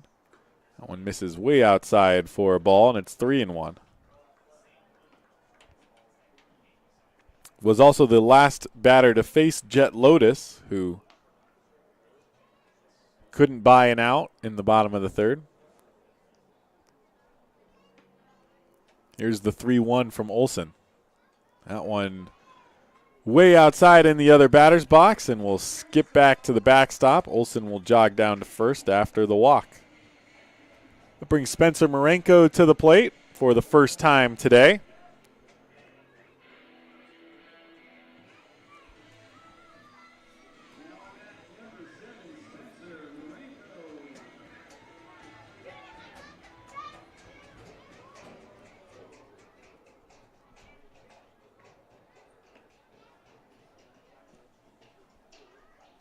Here's the first pitch with the runner on first. He takes it for a strike.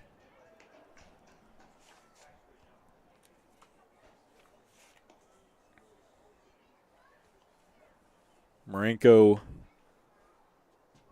1 for 10 over the last week. Scored a run, has 2 walks and 6 strikeouts. Here's the 0-1.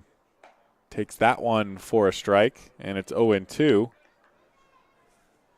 Came into the game to replace Michael Carpentier Jr., who started the game behind the plate. Had the night off yesterday. Did look like he might have been struggling with some sort of hand issue back on Thursday in Bellingham.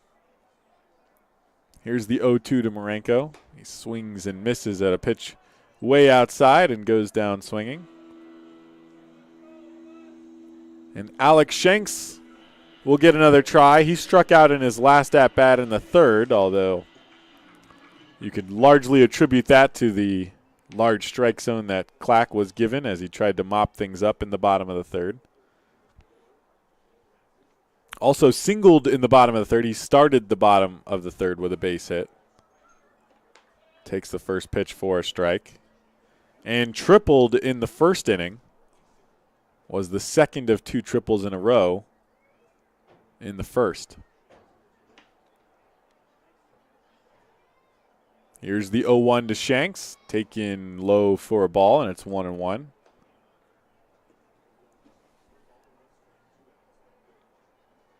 Sam Olson on first. He walked with 1 out. Here with 2 outs. Shanks at bat with a 1-1 count.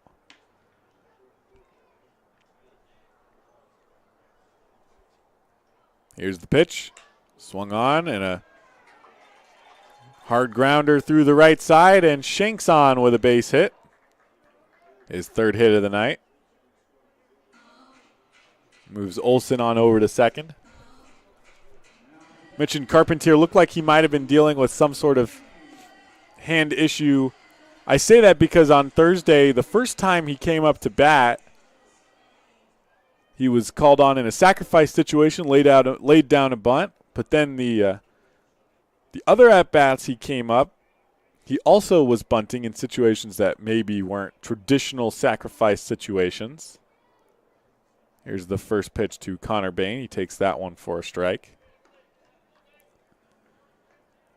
And I suggested back on the Thursday broadcast that he might have been bunting because he couldn't swing or there might be something going on. Obviously wasn't bad enough to keep him from catching. Here's the 0-1. Taken off the outside for a ball, and it's 1-1.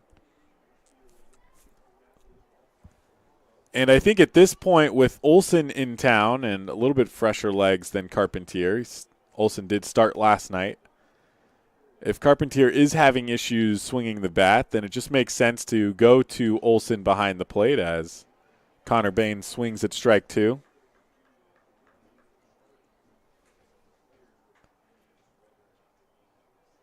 And so 1 ball and 2 strikes for Connor Bain, who had a base hit back in the 3rd inning, otherwise has struck out looking twice.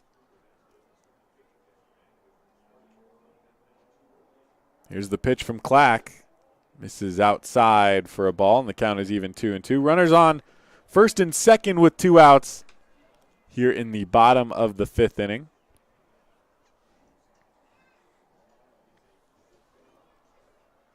It's Olsen on second and Shanks on first. Here's the 2-2 to Bain. He takes that one, and home plate umpire Andrew Mervin rings up Connor Bain for the 3rd time today. And that one, just judging by the delay and the posture from Andrew Mervin, I don't even think he genuinely thought that was a strike. Glad we went to Les Schwab. But he calls it anyways, and Bain retired to end the bottom of the 5th. Head coach Kyle Crustangel with an extended conversation, and if we'd gone to a cheap he's got to be careful not to get thrown out here. If he does, he's certainly going to get his money's worth. We'll be right back with the top of the 6th. Pippins lead 13-4. Overall customer You're tuned into Pippins satisfaction Baseball on the for Pippins aftermarket tire Broadcast replacement Network. by J.D. Power 2 years in a row. Our staff loves baseball, and we know how to match you with the perfect vehicle that fits your baseball lifestyle. We know that you'd rather be getting ready to head to the field or the big game, so we make sure you have the most efficient and stress-free experience as possible. So if you're a baseball fan in the market this month for a newer vehicle, go online or give us a call so that you can set up a time for you to experience our easy and upfront pricing and our hands-on trade-in process that will really ensure you have a great experience and get a great value while shopping with us. Harvest Auto, where we're happy to support you and the activities you love.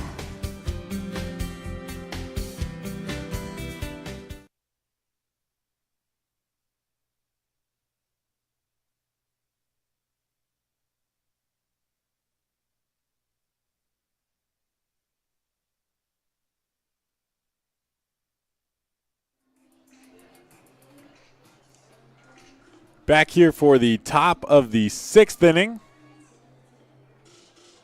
And the Pippins calling on relief pitcher Joey Camerata. It's nice to see him be able to get into a game. He was ready for about 3 innings last night as Dan Blanchard was solid through 4 innings of relief for the Pippins in the 9th through 12th innings. Joey Camerata got warm around the 10th inning, was ready to go in. Blanchard got out of things, went into the 11th. Camerata was still up, ready to go, and Blanchard just cruised from there, so he didn't get into that game, and here with a 9-run lead called upon to try to keep things where they are.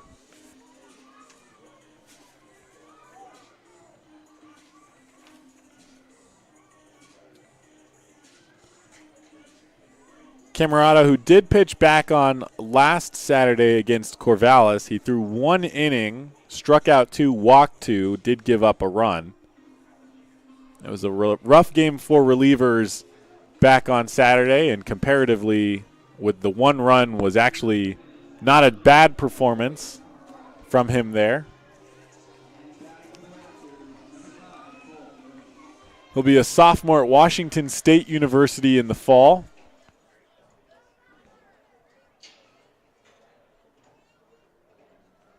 And he'll face hitters 6, 7, and 8, starting with Cole Ehrman, the designated hitter tonight.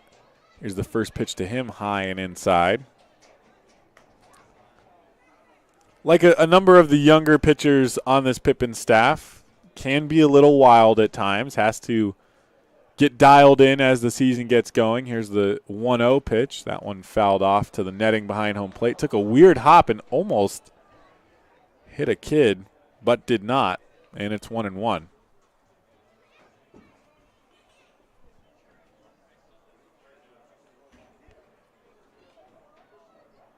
So 1-1 count, and Ehrman swings at one outside, and it's 1-2.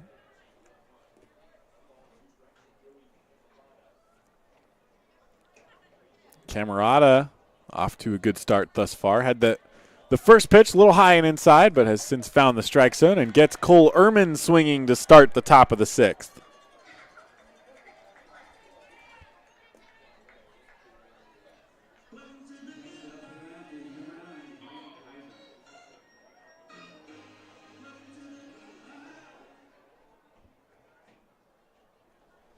And Grant Heiser will get an opportunity here. Grounded out in the second, walked back in the fourth.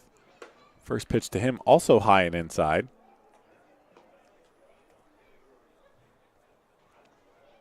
At a certain point, you might consider it's just a strategy by Camerata. Start off hitters with a little chin music, brush them off the plate, and then attack them in the zone. Goes low and away there. Slipped off the mound. Missed for a ball. It's 2-0.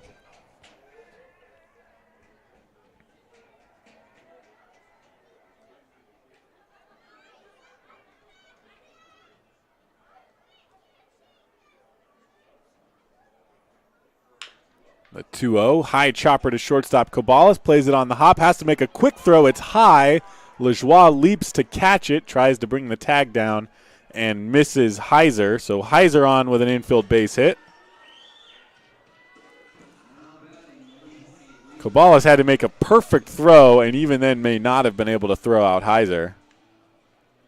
And was just off the mark high.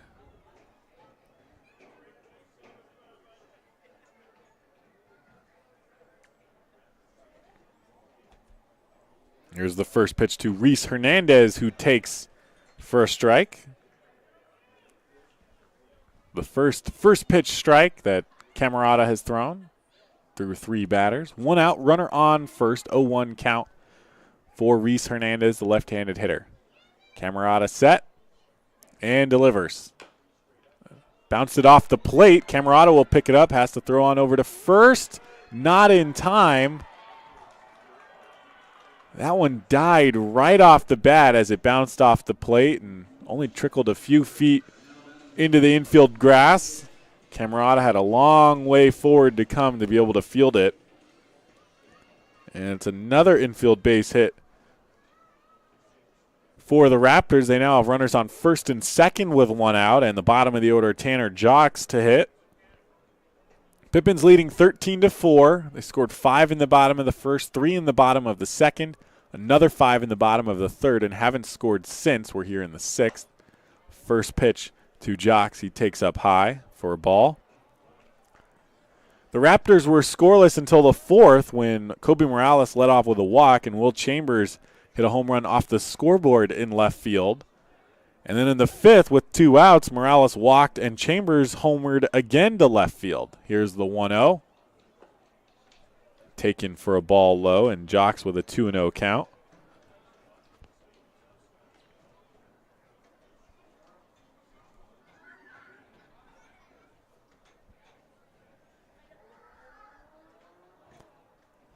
Camerata set, 2-0 count. Runners on first and second and 1 out. The pitch lined into right center field. Runners have to wait for it. It'll drop in front of Gerald. He's going to throw home.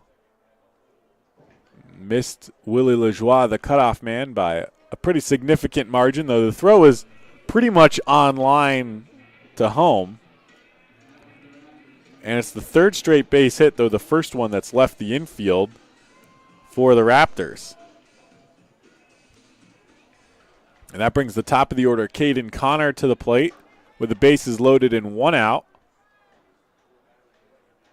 And Camerata, who looked to get some opportunity to throw maybe 1 or 2 innings, finds himself in a similar situation as Jet Lotus did in the bottom of the third. Grounded over first base side will go foul. Lajoie will stop it from advancing over to the Ridgefield bullpen. Strike 1 to Connor.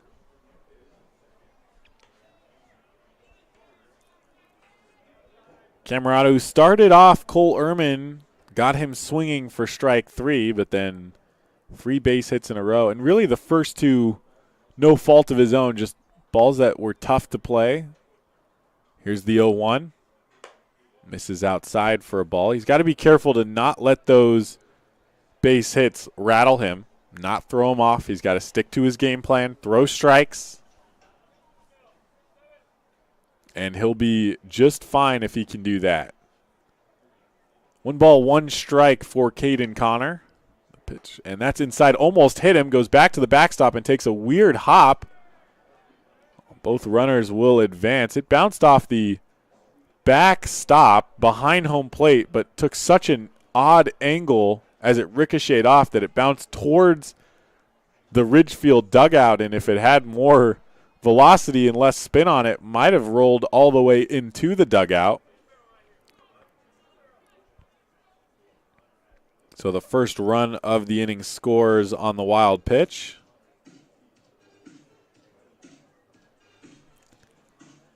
Olsen will go out and have a chat with the young pitcher.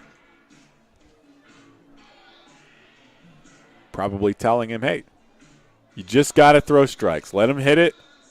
They put a couple balls in play that were tough to make the plays on, but for the large part, this defense for the Pippins is solid and can back them up on the average plays as well as the difficult plays, especially out in the outfield.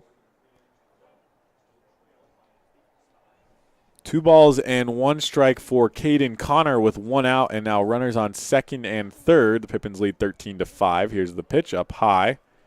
Missing for a ball, and Camerata behind 3-1. Connor is the top of the order. John Peck to follow. Peck has a base hit today. Connor has struck out twice so far tonight. Here's the 3-1. Camerata gets him to swing at that one as he unleashes a fastball.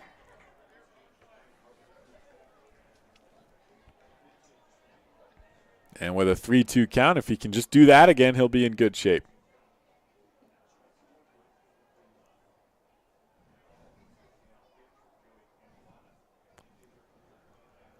Full count, 1 out. A pitch inside and misses ball 4. And Caden Connor on for the first time today. Loads the bases with 1 out. And pitching coach Kelly Fitzpatrick will make his way out to the mound. Kenny Johnson, who started the game for the Pippins, pitched 5 complete innings, gave up 5 hits, 4 runs. All 4 were earned on the 2 home runs by Will Chambers. Walked 3 and struck out 5. Camerata and some hot water here. Maybe still some nerves in the early part of the summer season.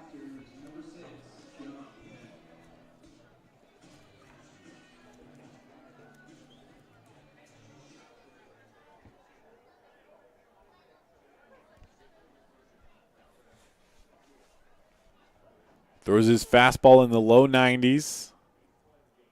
Here's the first pitch. Taken by John Peck for a strike.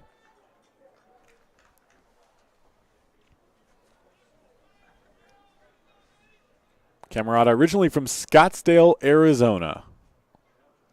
Here's the 0-1 to Peck. Popped up behind the press box, out of play. And it's 0-2 out in front of Peck here with 1 out and the bases loaded.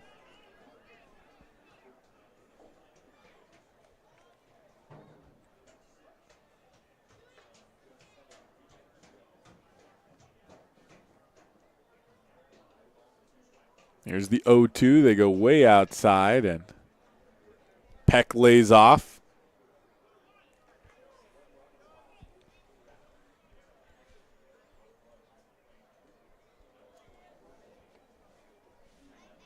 Top of the sixth inning, Pippins lead 13-5. One out, bases loaded for Camerata. Here's the 1-2 to Peck.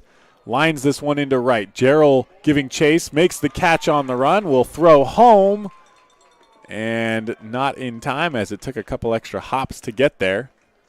So the runner tags from third and scores, and it's now a 13-6 lead for the Pippins.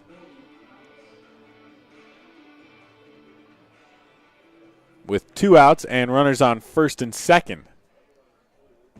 That brings Kobe Morales to the plate.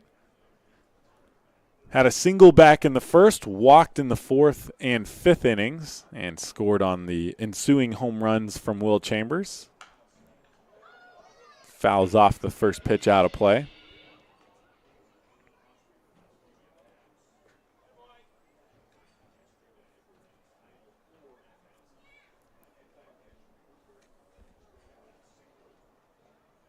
Camerata set and delivers the 0-1. Pokes at it, right side. Cabales will pick it up, has to find it in his glove, but gets it over to Marenko at second to retire the side. The Raptors score 2 again. 2 runs scored in the last 3 innings for the Raptors. We head to the bottom of the 6th inning. The Pippins lead 13-6. We'll be right back. You're tuned into Pippins Baseball on the Pippins Broadcast Network.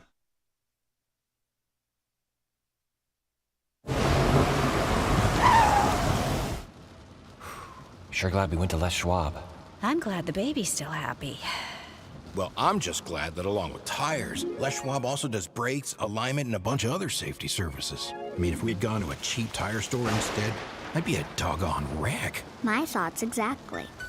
Les Schwab Tires. Proud to be ranked #1 in overall customer satisfaction for aftermarket tire replacement by J.D. Power 2 years in a row. Our staff loves baseball, and we know how to match you with the perfect vehicle that fits your baseball lifestyle. We know that you'd rather be getting ready to head to the field or the big game, so we make sure you have the most efficient and stress-free experience as possible. So if you're a baseball fan in the market this month for a newer vehicle, go online or give us a call so that you can set up a time for you to experience our easy and upfront pricing and our hands-on trade-in process that will really ensure you have a great experience and get a great value while shopping with us. Harvest Auto, where we're happy to support you and the activities you love.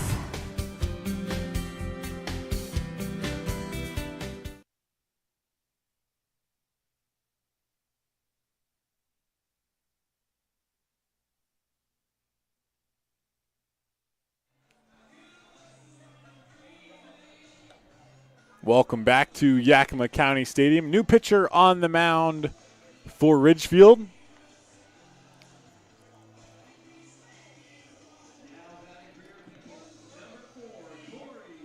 Although I cannot tell you who the pitcher is, as he's wearing number 3, which was the number Hector Infante was wearing last night. But I do not believe that's Hector Infante. Here's the first pitch to Corey Gerald to lead things off in the bottom of the 6th inning, and he takes for a ball.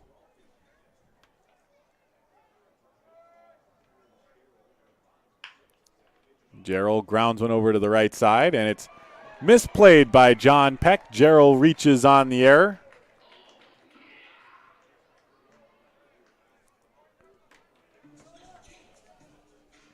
And Ridgefield, who's trying to stop the bleeding,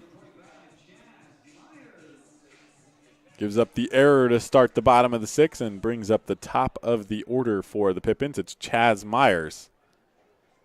Started at second base, now playing third base. The first pitch to him lined hard into center field. But Reese Hernandez will make the catch easily, and Gerald trots back to first. One out in the bottom of the 6th, and it's Connor Cabales to bat. Pippins and Raptors will close out the series tomorrow night at 6:05, a 6:05 p.m. start here in Yakima. Then the Pippins will take Monday off. The first pitch, Gerald moving, taken, and Gerald slides in safely as the throw was off target.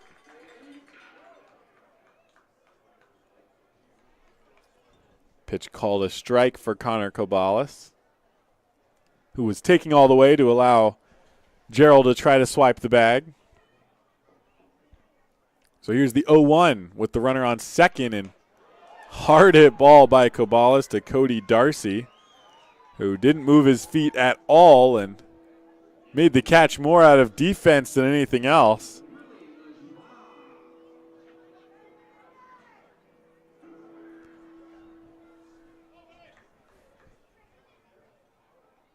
Here's the first pitch to Willie Lajoie, who takes for a ball.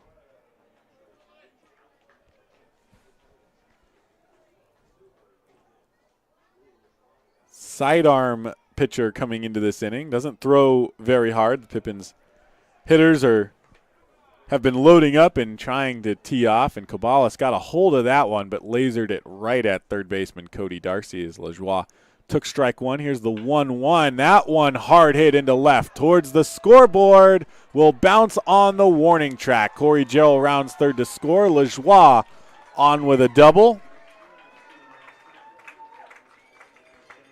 And the Pippins have finally scored again after being held silent since back in the bottom of the third.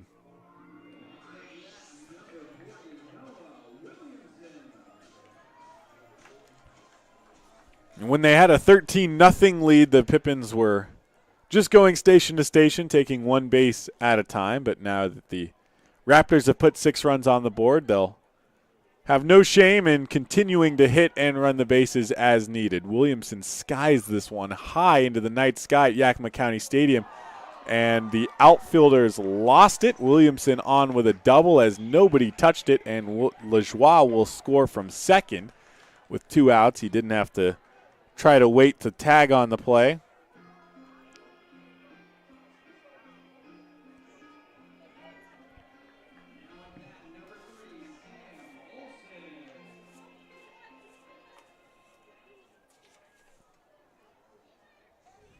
And Williamson, who's had plenty of extra base hits in the early part of the season, as Sam Olsen takes strike one. That's the least conventional one that he's hit, and probably not the hardest he's hit. Here's the 0-1. That one popped up into the infield by Sam Olsen. Again, it's high, and neither infielder knows where it is. This one will bounce, and Noah Williamson will score from second on a pop fly that didn't even go further than the infield grass.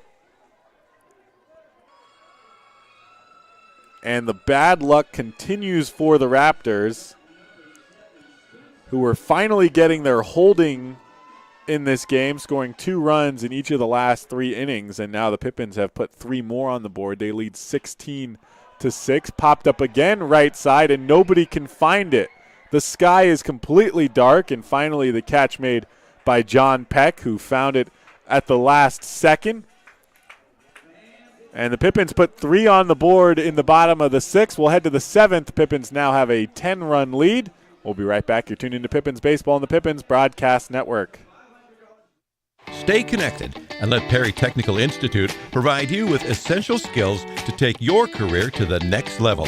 Perry Tech offers 14 specialized programs, from instrumentation and industrial automation to medical technologies, agricultural and diesel equipment technology, and professional truck driving. In as little as 5 weeks, you could be on your way to a new rewarding career. Call Perry Technical Institute today at 509-453-0374 or visit perrytech.edu.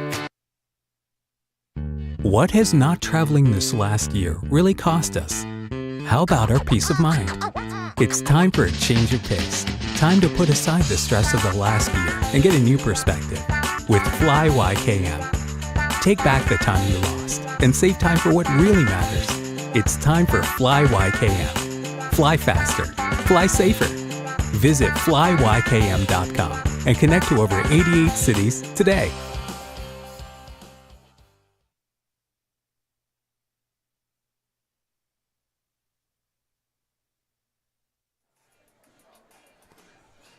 Back here at Yakima County Stadium, the sky actually not totally black yet, and could be part of the reason that the outfielders struggled in the last half inning for the Raptors. Left fielder Alex Shanks, as he's warming up out in left field, is making sure he's getting some pop flies so that he knows he can spot the pearly white in the sky.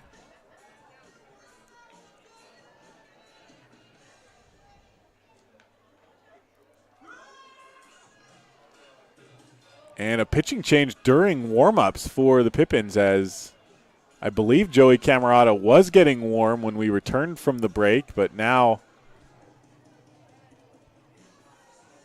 it looks like I believe it's Tyler Frieders out there. I'll get that for you as soon as I see it. And yes, it's Tyler Frieders, who was originally scheduled to get the start here tonight.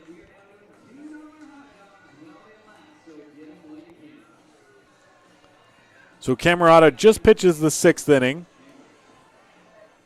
Gave up 3 hits, 2 runs, both of them earned. Walked 1 and struck out 1. Here's the first pitch to Will Chambers from Tyler Frieders, who takes for a ball.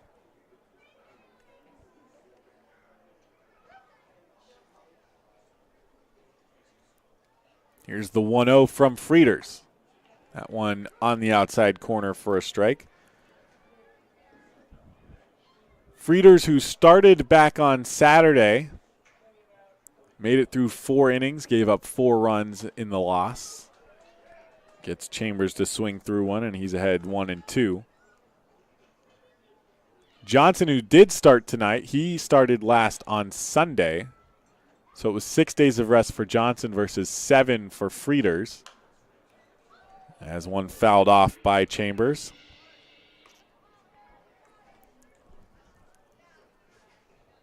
Some changes in the starting rotation, not entirely unexpected in the early part of the season. They've had some new pitchers show up and get the start at the last minute and move some things around. And so Johnson got the start. Frieders will probably go a couple of innings here tonight as he misses low to Chambers. Could potentially pitch the last 3 innings, but we'll see how things go.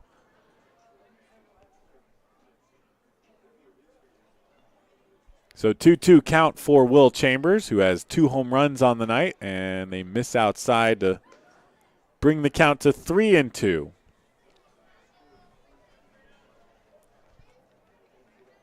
Chambers struck out back in the first, and then 2 2-run home runs. Here's the 3-2. That one misses outside, and they walk Will Chambers to start the 7th.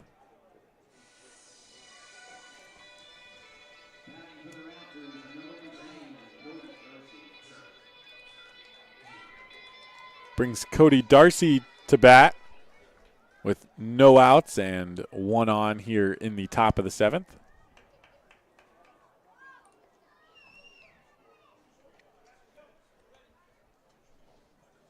Frieders comes set and delivers. Swung on and missed by Darcy. Tonight's 7th inning is brought to you by the Yakima Herald Republic. For all game reports and news about the Pippins, read the Yakima Herald Republic either in print or online. The Yakima Herald Republic, they tell the Pippins stories. Darcy swings and misses at strike 2, and he's behind 0-2 with no outs and a runner on first in the top of the 7th.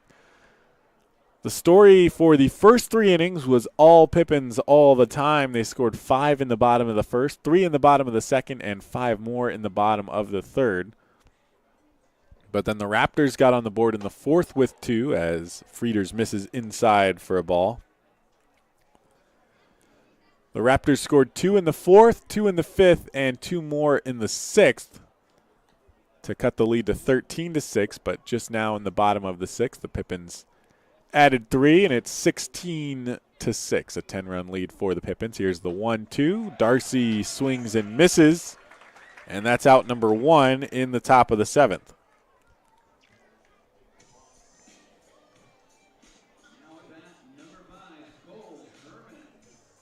Cole Ehrman will hit. He's struck out swinging 3 times tonight. He's 0 for 3.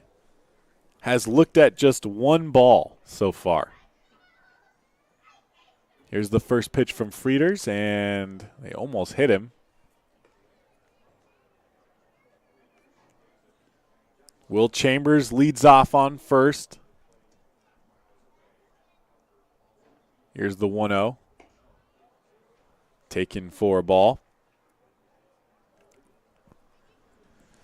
Pippins, after they get Monday off following this series, they will welcome in the Northwest Star Academy Nighthawks Tuesday and Wednesday as Ehrman fouls one off back to the backstop. And it's the first Toyota Tuesday family night. First 50 youth to the ballpark will get a souvenir baseball, co-branded with Toyota and the Yakima Valley Pippins. And the first 100 youth will get a coupon for a free hot dog. Don't miss that on Tuesday.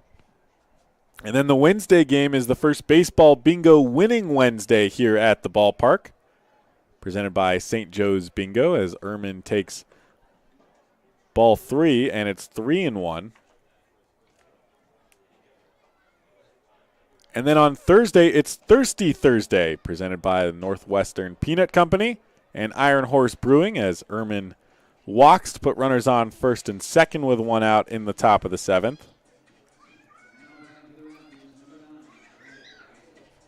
Thursday, the Pippins will be playing the Redmond Dudes out of the PIL.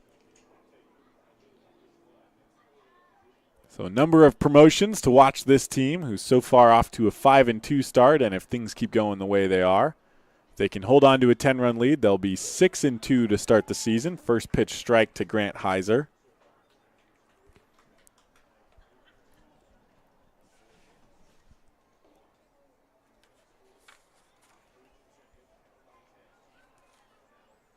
Here's the 0-1 to Heiser. That one misses up high for a ball.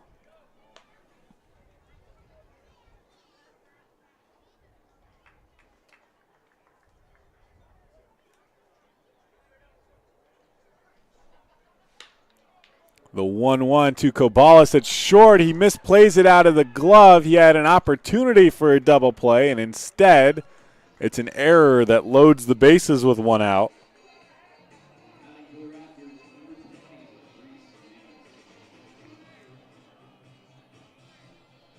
And Tyler Frieders was almost out of the inning.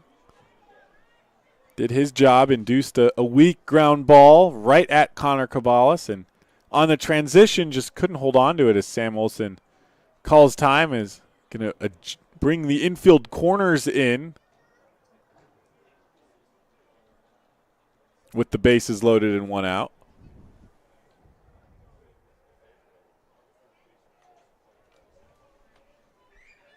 So here's the first pitch to Reese Hernandez, taken for a strike.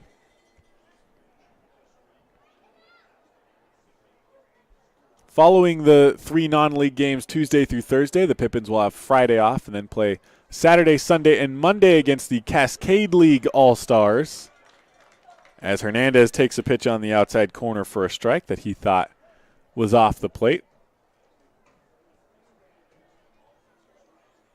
So Frieders comes set for the 0-2 with one out and the bases loaded. They miss outside for a ball. That Saturday, June 19th, will be Juneteenth and celebrate Equality Night.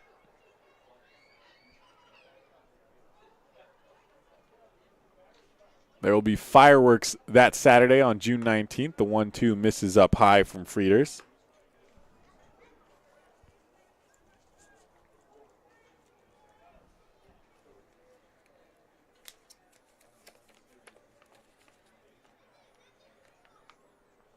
Here's the 2-2 to Reese Hernandez with the bases loaded. They go outside again, try to get the call, and Andrew Mervin not budging on that outside corner. The count is now full.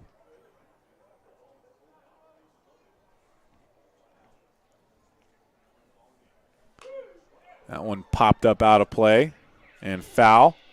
And the count remains full. So 19th of June, Juneteenth, celebrate Equality Night with fireworks. The 20th is Father's Day with special family packages available for dads and kids. And dads and kids can play catch after the game. Here's the 3-2. Popped up left side, might be fair along the left field line, and it is. Bounces off the wall, Shanks doesn't play it clean off the wall. 2 runs score. The throw to third not in time to get Grant Heiser. And it's a double for Reese Hernandez.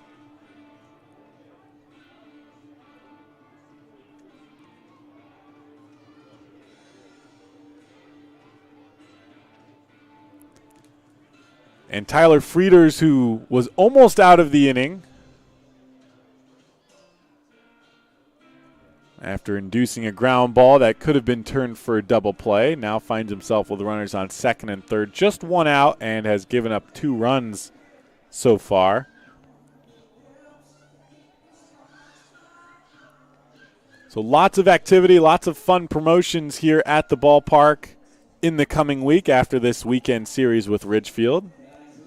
Some fun non-league games and plenty of promotions to keep you entertained while you're down here at the ballpark.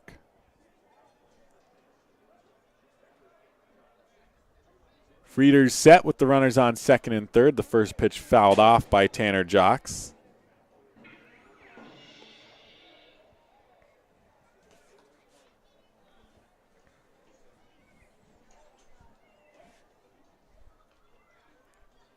A 1 count for the shortstop. Lines that one out of play as well, and he's behind 0-2. Frieders wants to stay out in front. Not let this inning slip any further away from him. Nobody moving down in the Pippins bullpen. The 0-2, they go up high, and Jocks waves at it, and he goes down swinging. So both outs of the inning have been swinging strikeouts for Tyler Frieders. And we'll see what he can do against the top of the order, Caden Connor, who reached back in the 6th for the first time today after a walk. Frieders working quickly against Connor. Connor, defensive swing, fouls it off out of play. Frieders was set before Connor even really got into the box. Now the home plate umpire keeping the pace slow or fair, at least, for Caden Connor. Ball taken low.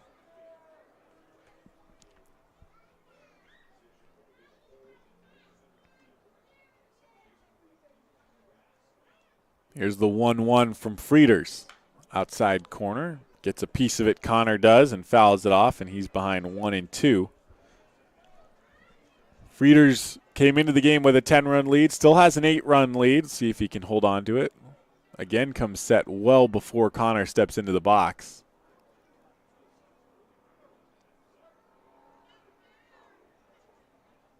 Here comes the 1-2. Up high again, and they get Caden Connor swinging. So it's 3 strikeouts for 3 outs in the top of the 7th, but before he can get the 3rd out, 2 runs score, in part thanks to the error by Connor Kobalas. We'll head to the bottom of the 7th. The Pippins lead 16-8. We'll be right back. You're tuned into Pippins Baseball on the Pippins Broadcast Network. Who knew it was so difficult to find the right bank? I know. It's so confusing. And checking out your banking options? Oh, sounds overwhelming. Become uncertainty. Enough! With Banner Bank, it's easy to manage your finances, and help is here when you need it. Be gone, Cloud! Oh! Wait! Ah!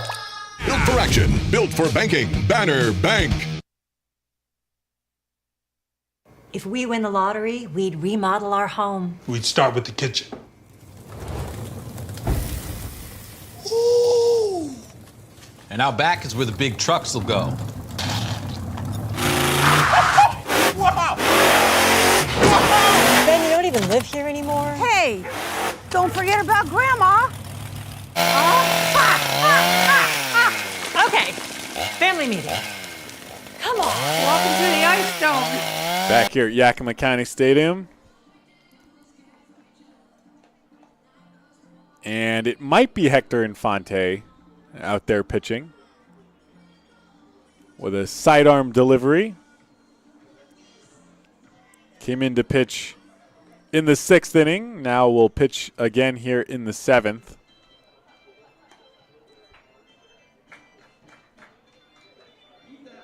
I believe Infante listed on the roster as a left-handed thrower, which was the reason I did not believe it's him, and am still not totally certain because the online rosters that the West Coast League uses are currently down for the second night in a row.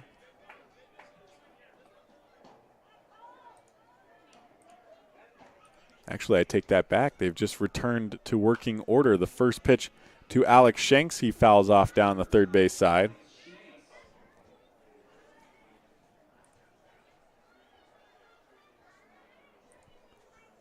So the 0-1 taken for a low ball by Alex Shanks.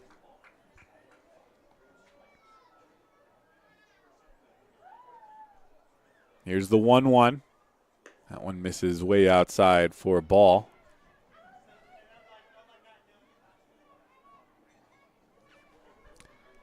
The 2-1. That one misses outside again. So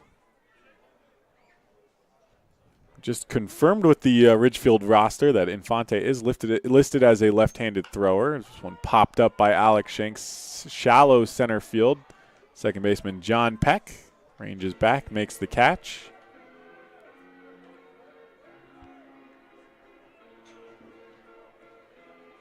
So either the roster is incorrect, which is entirely possible, or somebody else is wearing the jersey number 3, which is also entirely possible. The first pitch to Connor Bain taken high and inside for a ball. Whoever is pitching for Ridgefield, sidearm action, doesn't throw very hard, but tends to put it in the zone, and the Pippins hitter's trying to hit it. First baseman Will Chambers looked like he was struggling to find that one, but does bring it down for the out. And Corey Jarrell will hit with 2 outs in the 7th.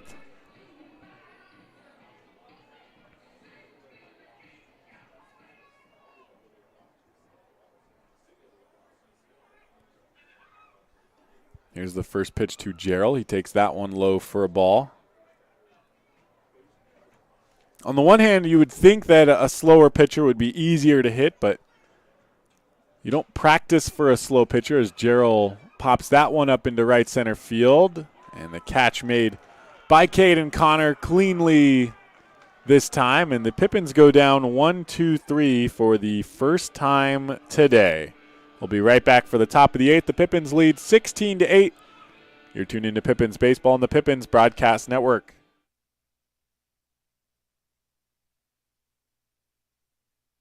At Cascade Natural Gas, we help smart businesses cover their bases. Old, new, and in between. No matter the age of your building, they all benefit from energy-efficient choices. Cascade Natural Gas offers a long list of incentives for energy-efficient upgrades. Upgrades that save your business money every day. Become one of the many Cascade business owners benefiting from the quality, comfort, and savings of energy-efficient upgrades. Join Team Energy Efficiency and take advantage of rebates from Cascade Natural Gas. What's worse than standing in line at concessions? Now you can satisfy your appetite while remaining in your seat. With the mobile app Fan Food, you simply select Express Pickup and order your food. It is that simple. You deserve a VIP experience. Download Fan Food today.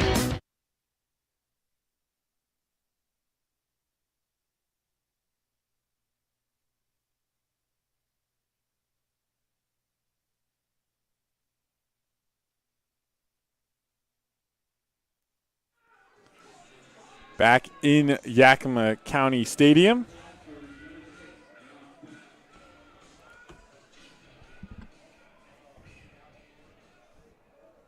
And if the family of Hector Infante is listening, I want to apologize to you. Hector Infante has been pitching for the last 2 innings. I have officially confirmed it.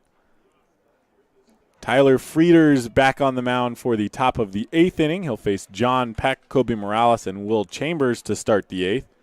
John Peck swings through the first pitch for strike 1. The ball's in 1 strike for the second baseman. The pitch inside corner for a strike. Pippins came into this game 5-2. The Ridgefield Raptors also were 5-2 at the beginning of the day. Here's the 0-2 up high and just underneath the arms of John Peck, taken for a ball.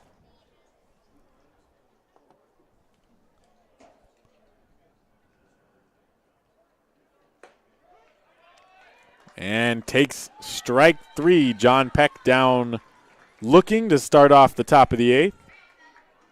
And that brings Kobe Morales to the plate.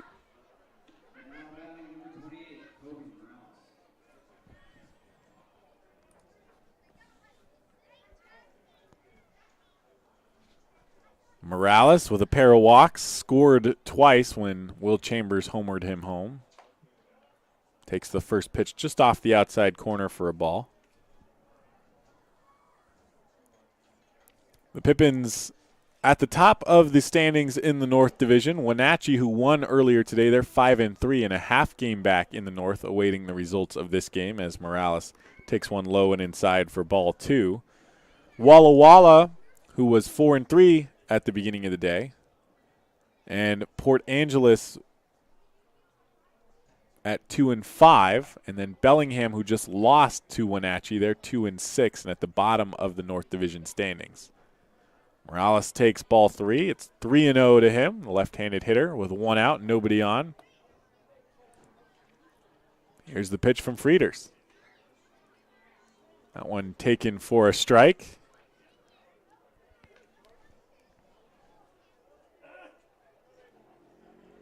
Port Angeles ahead of Walla Walla currently 5-1 in the top of the 8th inning. That's the only other game going on right now with the Bellingham-Wenatchee game already over. Morales smacks that one into left field. On the run and making the catch is Alex Shanks, and that's out number 2 in the 8th.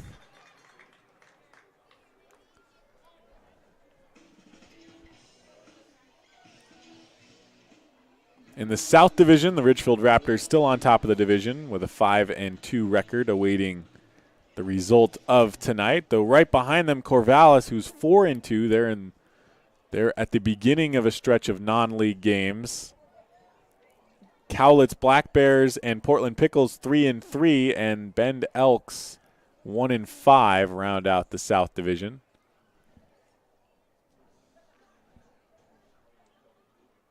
Here's the first pitch to Will Chambers from Frieders, and Chambers takes it for a strike. Chambers, two-run home runs and then a walk in the 7th. Here's the 0-1 to him. Thought about swinging, laid off, and takes a strike. It's 0-2.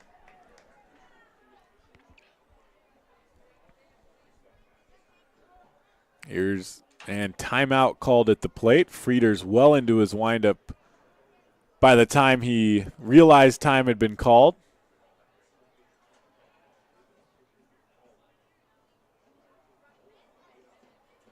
Had to wait for Sam Olson. Still waiting for Sam Olson. Started his windup before Olson even had his mask on, and now throws the pitch, and it's in the dirt.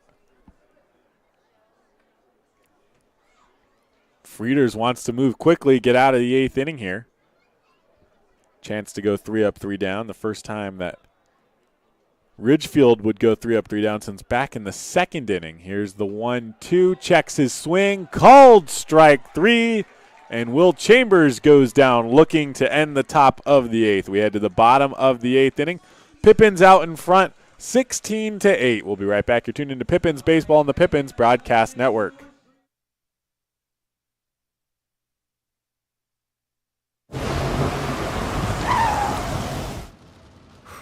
Sure glad we went to Les Schwab. I'm glad the baby's still happy.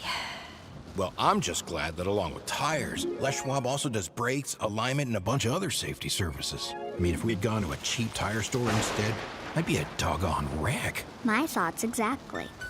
Les Schwab Tires. Proud to be ranked #1 in overall customer satisfaction for aftermarket tire replacement by J.D. Power 2 years in a row.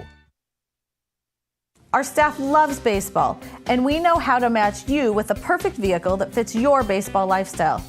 We know that you'd rather be getting ready to head to the field or the big game, So we make sure you have the most efficient and stress-free experience as possible. So if you're a baseball fan in the market this month for a newer vehicle, go online or give us a call so that you can set up a time for you to experience our easy and upfront pricing and our hands-on trade-in process that will really ensure you have a great experience and get a great value while shopping with us. Harvest Auto, where we're happy to support you and the activities you love.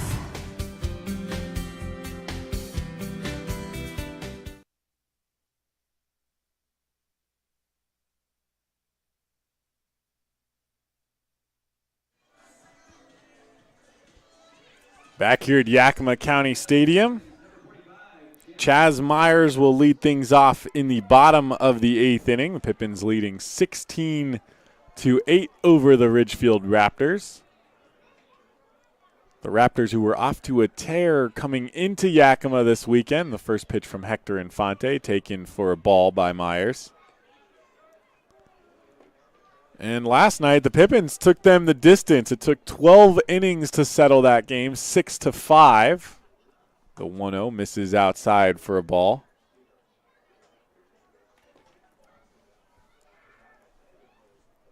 And the Raptors just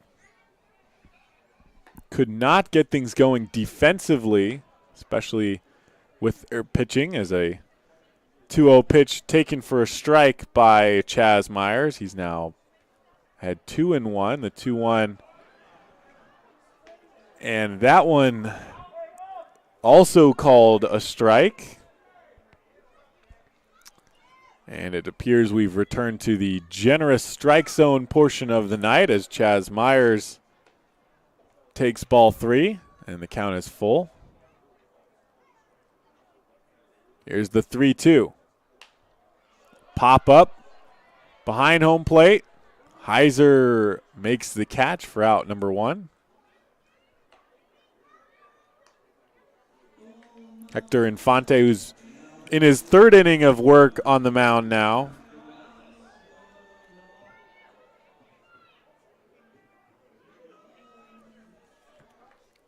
Not a pitcher. He is a position player that's been pitching, though with his sidearm delivery, you would suspect that he has pitched in the past.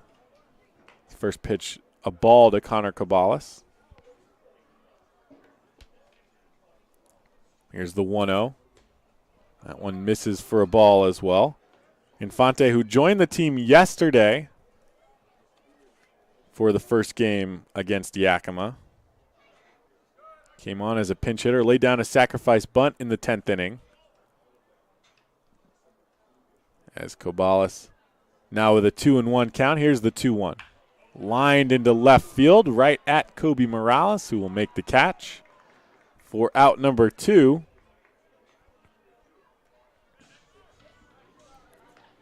And Willie Lajoie will get another chance. He's 3 for 4 today. 2 base hits, a double.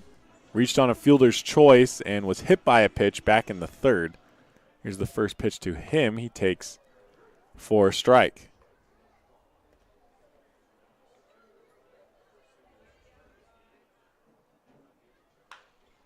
Hard line drive pulled into lefty's bar down the 3rd base line.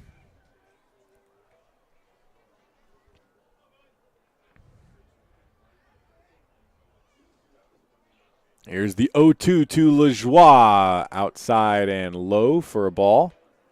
And it's 1-2.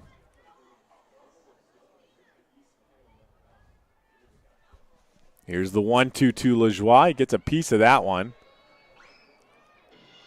That one probably not in the strike zone. Looked to be high. But Lajoie with the 1-2 count figured they were going to come back and attack him with a strike. Let's see how they approach this one as Infante steps off. I think he just signaled to the catcher what he was going to throw and misses outside with the fastball. 2 balls and 2 strikes to Willie Lajoie.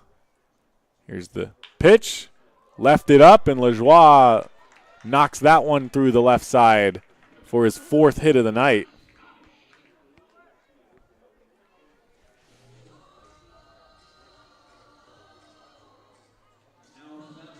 And Noah Williamson, who has 2 hits, a walk, and a strikeout so far today. Also grounded out to lead off the 5th inning. Hits with 2 outs, and Lajoie on first takes the first pitch for a ball.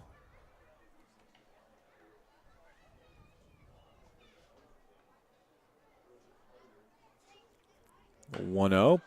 Hits that one high and deep to center field. Racing back is Reese Hernandez. He looks back, and it bounces off the wall. Williamson into second. Lajoie will score all the way from first. Pulls up and is lucky enough that the relay throw was mishandled out in shallow center field. There was no play at home. Lajoie scores from first on the double by Noah Williamson.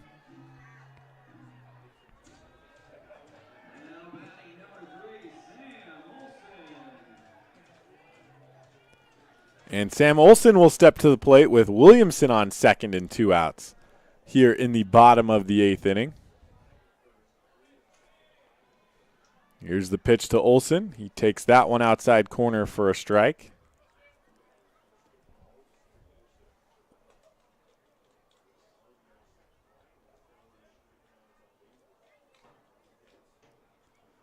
The 1-0 swings at that one and pops it up out of play behind home plate, and it's 0-2 to the catcher, Olson.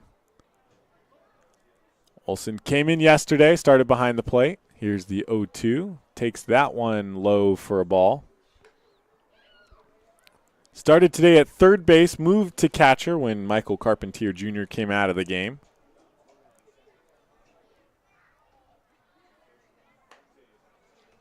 That one misses in the other batter's box for a ball, and it's now 2-2 for Olson. Williamson, who just doubled home another run, is on second with 2 outs. Here's the 2-2. Swung on and laced down the third base line, but pulls it foul. Third baseman Cody Darcy is playing right on the third base line, right where the back edge of the infield dirt and the grass meet. A few steps off the line, but otherwise very heavily playing pull for Olson here. Here's the 2-2. They go outside, and Olson lays off for a ball.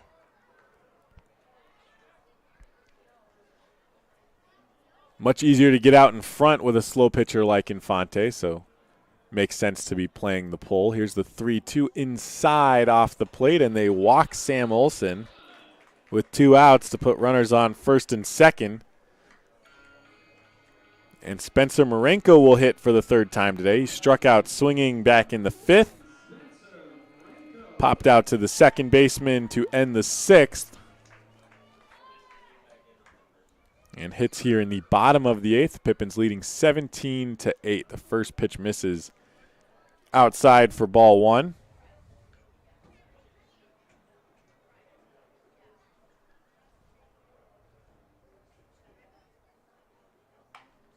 This one soft grounder right side. John Peck will pick it up, quickly flip it over to first in time to retire Spencer Marenko. The Pippins score 1 on the double from Noah Williamson. They now lead 17-8 as we head into the 9th inning. For Ridgefield, it will be 5, 6, and 7 when we come back. You're tuned into Pippins Baseball on the Pippins Broadcast Network.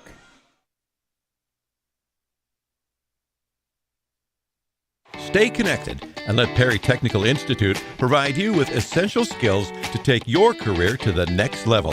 Perry Tech offers 14 specialized programs, from instrumentation and industrial automation to medical technologies, agricultural and diesel equipment technology, and professional truck driving. In as little as 5 weeks, you could be on your way to a new rewarding career. Call Perry Technical Institute today at 509-453-0374 or visit perrytech.edu.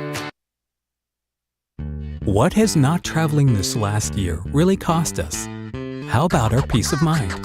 It's time for a change of pace.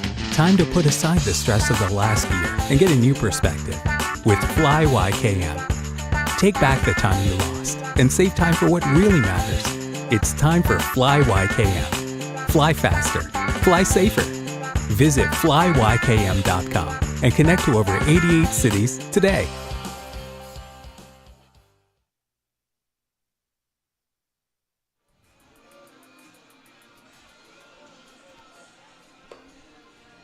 Tyler Frieders will look to finish things out with his third inning of work. In his way, Cody Darcy, Cole Ehrman, and Grant Heiser will start things off for the Ridgefield Raptors. The Pippins leading 17-8 as we head into the top of the ninth inning here from Yakima County Stadium. The Pippins 3 outs away from closing in on their third straight series win to start the season. Here's the first pitch from Tyler Frieders to Cody Darcy. Breaking ball, froze Darcy in there for a strike.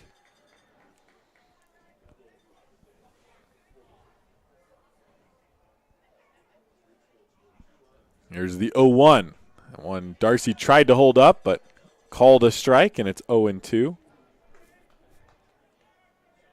Pippins, who came into this weekend 4-2, won the series against Corvallis on opening weekend, won the series in Bellingham after dropping the first game on Tuesday, and they get Cody Darcy swinging for out number 1. They needed that momentum. They had 2 straight wins coming into yesterday, facing off against Ridgefield, who was playing well. They were 5-1 coming into yesterday at the top of the South Division. Took them to the limit. 12 innings of play before the Pippins won 6-5 as Cole Ehrman pops one up behind home plate out of play.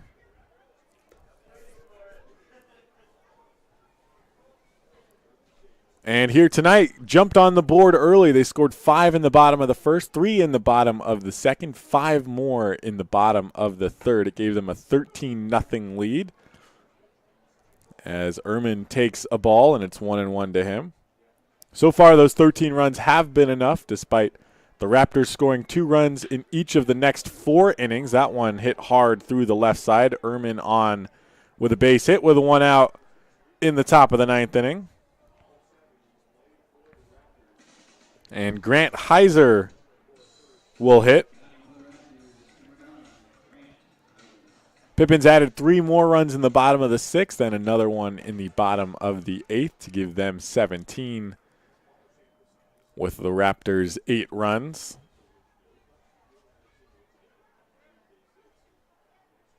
Frieders delivers. The first pitch fouled back to the backstop by Heiser.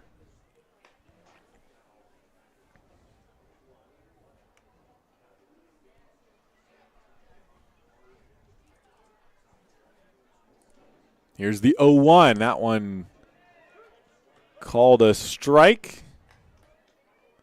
And Heiser finds himself with an 0-2 count. With 1 out and a runner on first. Here's the pitch to Heiser. That one hit him, I think, on the jersey. And so now 2 runners aboard with 1 out in the top of the 9th inning. Got a little bit of wiggle room, Frieders does, to try to work some things out. After his last start when he gave up 4 runs in 4 innings, I talked to pitching coach Kelly Fitzpatrick, and he said, hey, Frieders was just the victim of a few bad pitches in just the wrong situations. Some untimely walks, a home run given up, and it just ended his day early at that point. They wanted to get him in a lower stress situation and found one here today, the last 3 innings of this game with a significant lead. Here's the 0-1. Outside taken for a ball, looked almost identical to the first strike called to Reese Hernandez. So it's 1-1 to Hernandez with 1 out, runners on first and second. The pitch misses high and outside, and it's 2-1.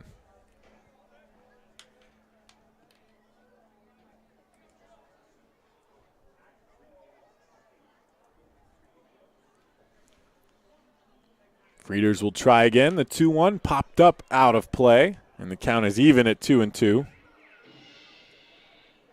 Frieders struck out Cody Darcy swinging to start the top of the 9th, but Cole Ehrman with a base hit, and then Frieders hit Grant Heiser. Put the runners on first and second with 1 out.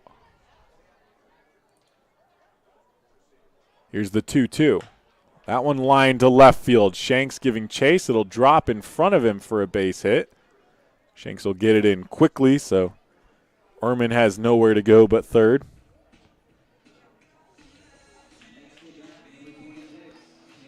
And the bases are now loaded with one out. For the bottom of the order, Tanner Jocks.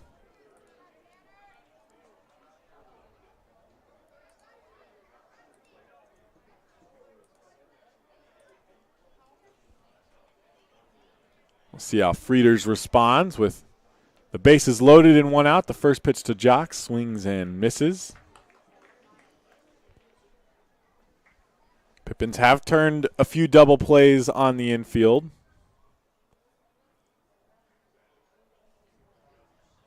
Infield playing back. This one lined hard into left field. Shanks ranging over. He'll make the catch. Tagging from third is Ehrman. And it'll be cut off in the infield. No throw. They'll concede the 9th run to the Raptors. And so runners on second and third with 2 outs. And it's the top of the order, Caden Connor. Tyler Frieders 1 out away from closing things out. Would earn the save with his 3 innings of work.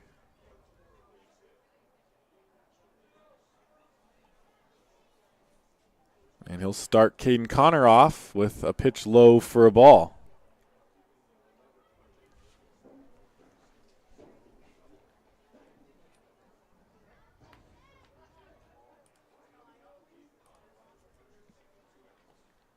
Frieders set. Here's the 1-0.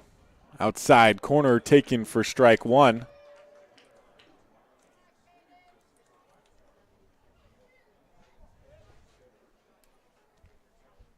These two teams will play the series finale tomorrow. The Pippins will look for their first series sweep of the season, if they can close things out here, as Connor fouls that one off, and it's 1-2.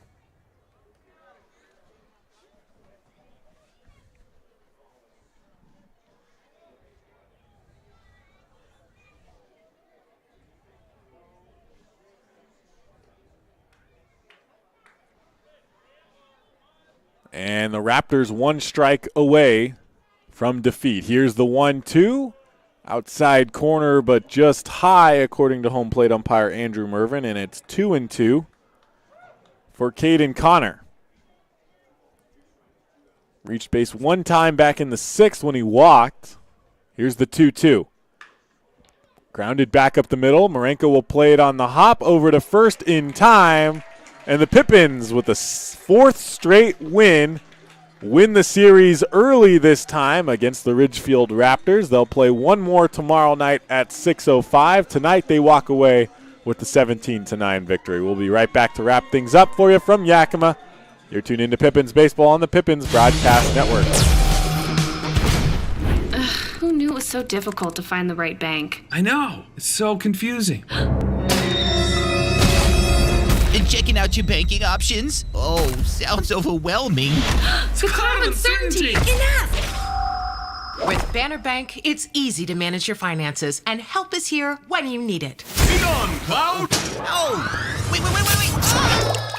No correction. Built for banking. Banner Bank. If we win the lottery, we'd remodel our home. We'd start with the kitchen.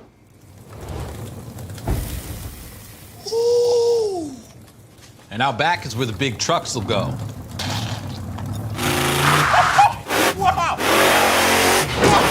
Ben, you don't even live here anymore? Hey, don't forget about Grandma. Back here at Yakima